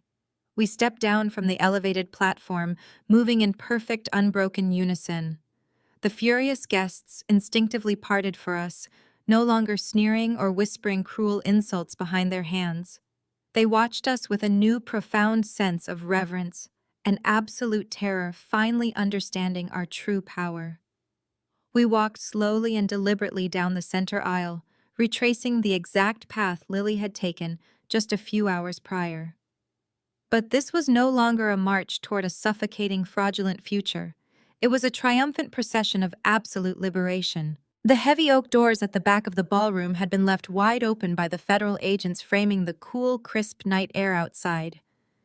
We stepped across the threshold, leaving the screaming, panicked elite to wallow in the miserable consequences of their own shallow greed.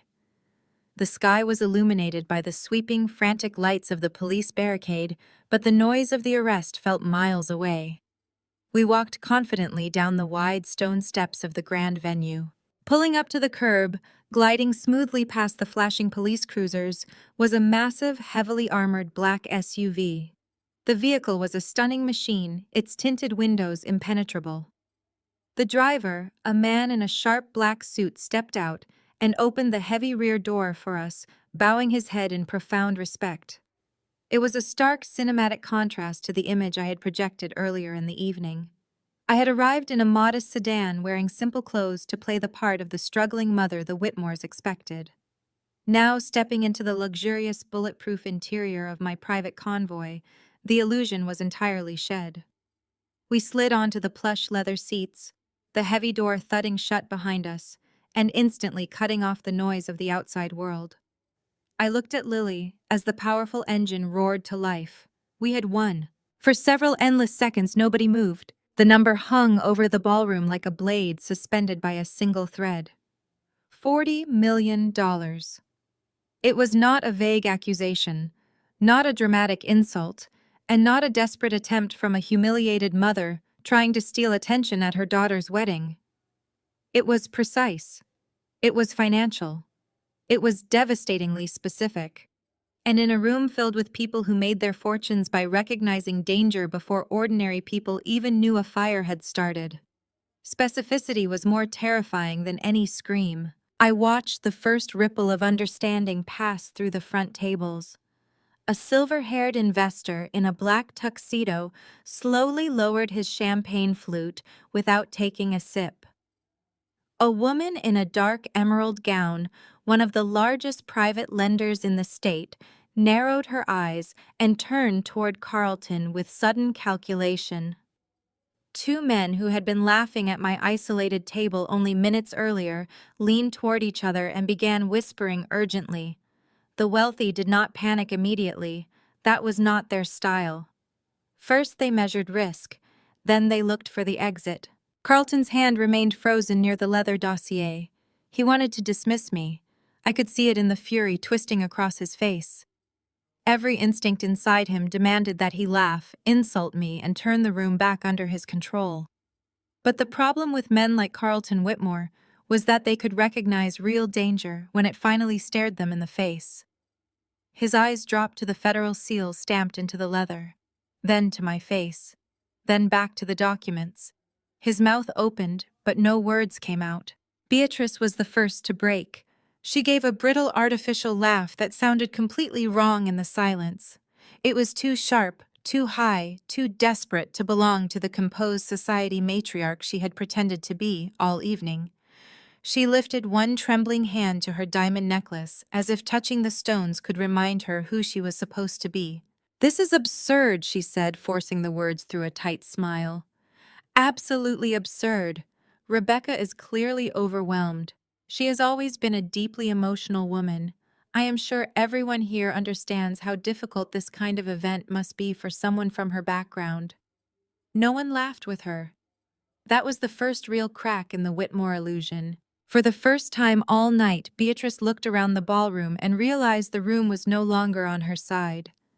The guests who had pitied me, judged me, and quietly accepted my placement beside the kitchen were no longer looking at me like an embarrassment. They were looking at Carlton. They were looking at the dossier. They were looking at one another with the cold, predatory awareness of people suddenly wondering whether their money had been used to decorate this beautiful lie. Lily stood behind me, silent and trembling. I could feel her presence before I looked at her. She was no longer seated beside Spencer like a frightened ornament in a white dress. She had risen slowly, one hand still wrapped around the red mark forming on her wrist where his fingers had dug into her skin. Her eyes were fixed on me not with fear anymore, but with the dawning realization that every quiet sacrifice she had misunderstood, every late night she had seen me working, every vague answer I had given about our future, had been part of something far larger than she had ever imagined. I wanted to turn around and comfort her. I wanted to tell her that none of this was her fault, that love had made her trusting, not foolish. But I could not look away from Carlton yet. The man who had tried to reduce my entire life to a statistic was standing in front of me, trapped by the one thing he had never expected from a woman like me: evidence. Spencer's expression shifted from anger to confusion, then from confusion to something much uglier: fear. He glanced from his father to the investors, then down at the prenuptial agreement still lying open on the table. For the first time, he seemed to understand that the document he had used to humiliate Lily might not be a weapon in his hand anymore. It might be a chain around his own throat. Father Spencer said quietly, his voice losing its polished arrogance.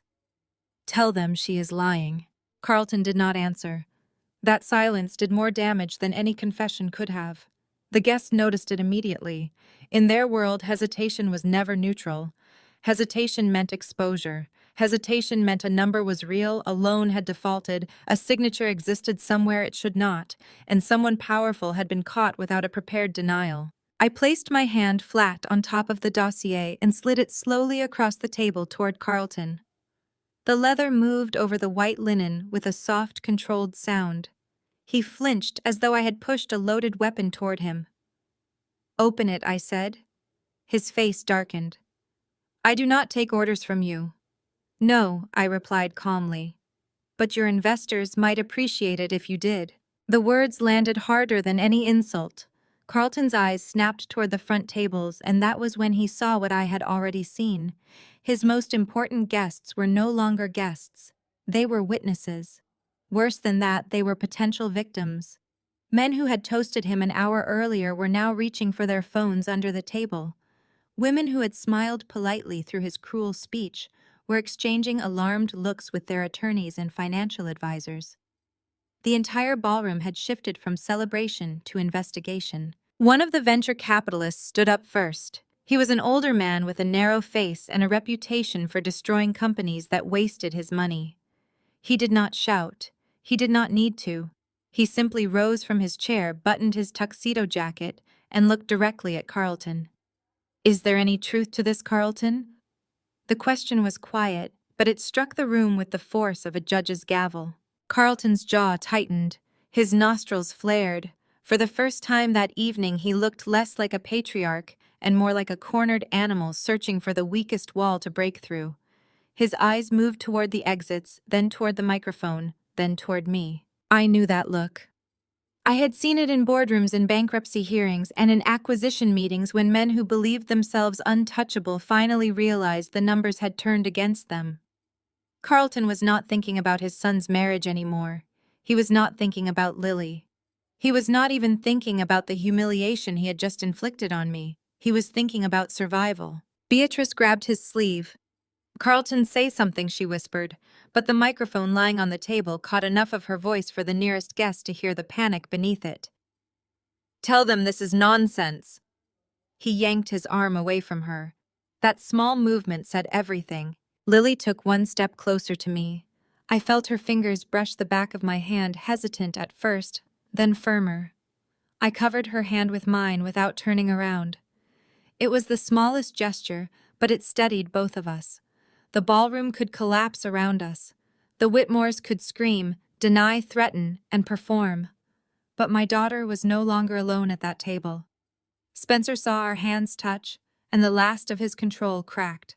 "You did this," he hissed at Lily, his face twisting with resentment. "You brought her here to destroy us." Lily looked at him through tear-filled eyes. "No," she said, her voice shaking but clear. "You destroyed yourself." The sentence was soft, almost fragile, but it cut through him more cleanly than any accusation I could have made. Spencer recoiled as if she had struck him. The bride he thought he had trapped was looking at him now with grief, yes, but also with something he had never expected to see from her. Clarity. The murmurs grew louder. A second investor stood, then a third. Chairs began to scrape backward across the polished floor. The atmosphere changed so quickly that even the string quartet frozen near the windows, with their instruments still in hand, looked as if they were waiting for permission to flee. The wedding planner had gone pale. The catering staff stopped moving entirely. Every eye in the room turned back to Carlton, waiting for him to explain the impossible. He could not. All he had left was volume. Carlton reached for the microphone with a shaking hand, his face dark with rage and terror. He was no longer trying to give a toast. He was preparing to fight for the last remaining fragments of his empire in front of the people who had financed it. And the moment his fingers closed around the microphone, the fragile silence finally broke. The story of Lily and Rebecca serves as a powerful reminder that true worth is never defined by the people trying to diminish you. For too long, the Whitmore family used their wealth, status, and arrogance as weapons to isolate Lily and strip away her confidence. They confused kindness with weakness and mistook a humble background for a lack of power. But as we see in this satisfying conclusion, manipulation and deceit are fragile foundations that inevitably crumble under the weight of the truth. Lily's journey teaches us the profound importance of recognizing our own value. When you contort yourself to fit into someone else's narrow, toxic expectations, you lose the very essence of who you are. Walking away from a situation that shrinks your spirit requires immense courage, especially when the person holding you down claims to love you. Yet stepping out of that shadow is the only way to reclaim your light and your future. Furthermore, Rebecca's calculated silent victory demonstrates that you do not always need to scream to be heard. Sometimes the most devastating response to cruelty and fraud is quiet, undeniable proof, followed by the grace of walking away. You do not have to stoop to the level of those who hurt you. You simply have to hold them accountable. The Whitmores believed they were completely untouchable, but their own arrogance became their ultimate undoing. True power is not about the size of your bank account, the designer clothes you wear, or the exclusivity of your social circle. It is rooted in integrity, self-respect, and the unyielding strength of knowing exactly who you are. The woman relegated to the corner holds the power to rewrite the entire narrative. She just has to be brave enough to strike. Please share your story in the comments below about a time you had to walk away from a toxic situation or stand up to someone who underestimated your worth. Your personal journey might be exactly the inspiration someone else needs to hear today. If this story of justice and empowerment resonated with you, please hit the like button and subscribe to the channel for more tales of triumph and self-discovery. Remember, you always hold the pen to your own story.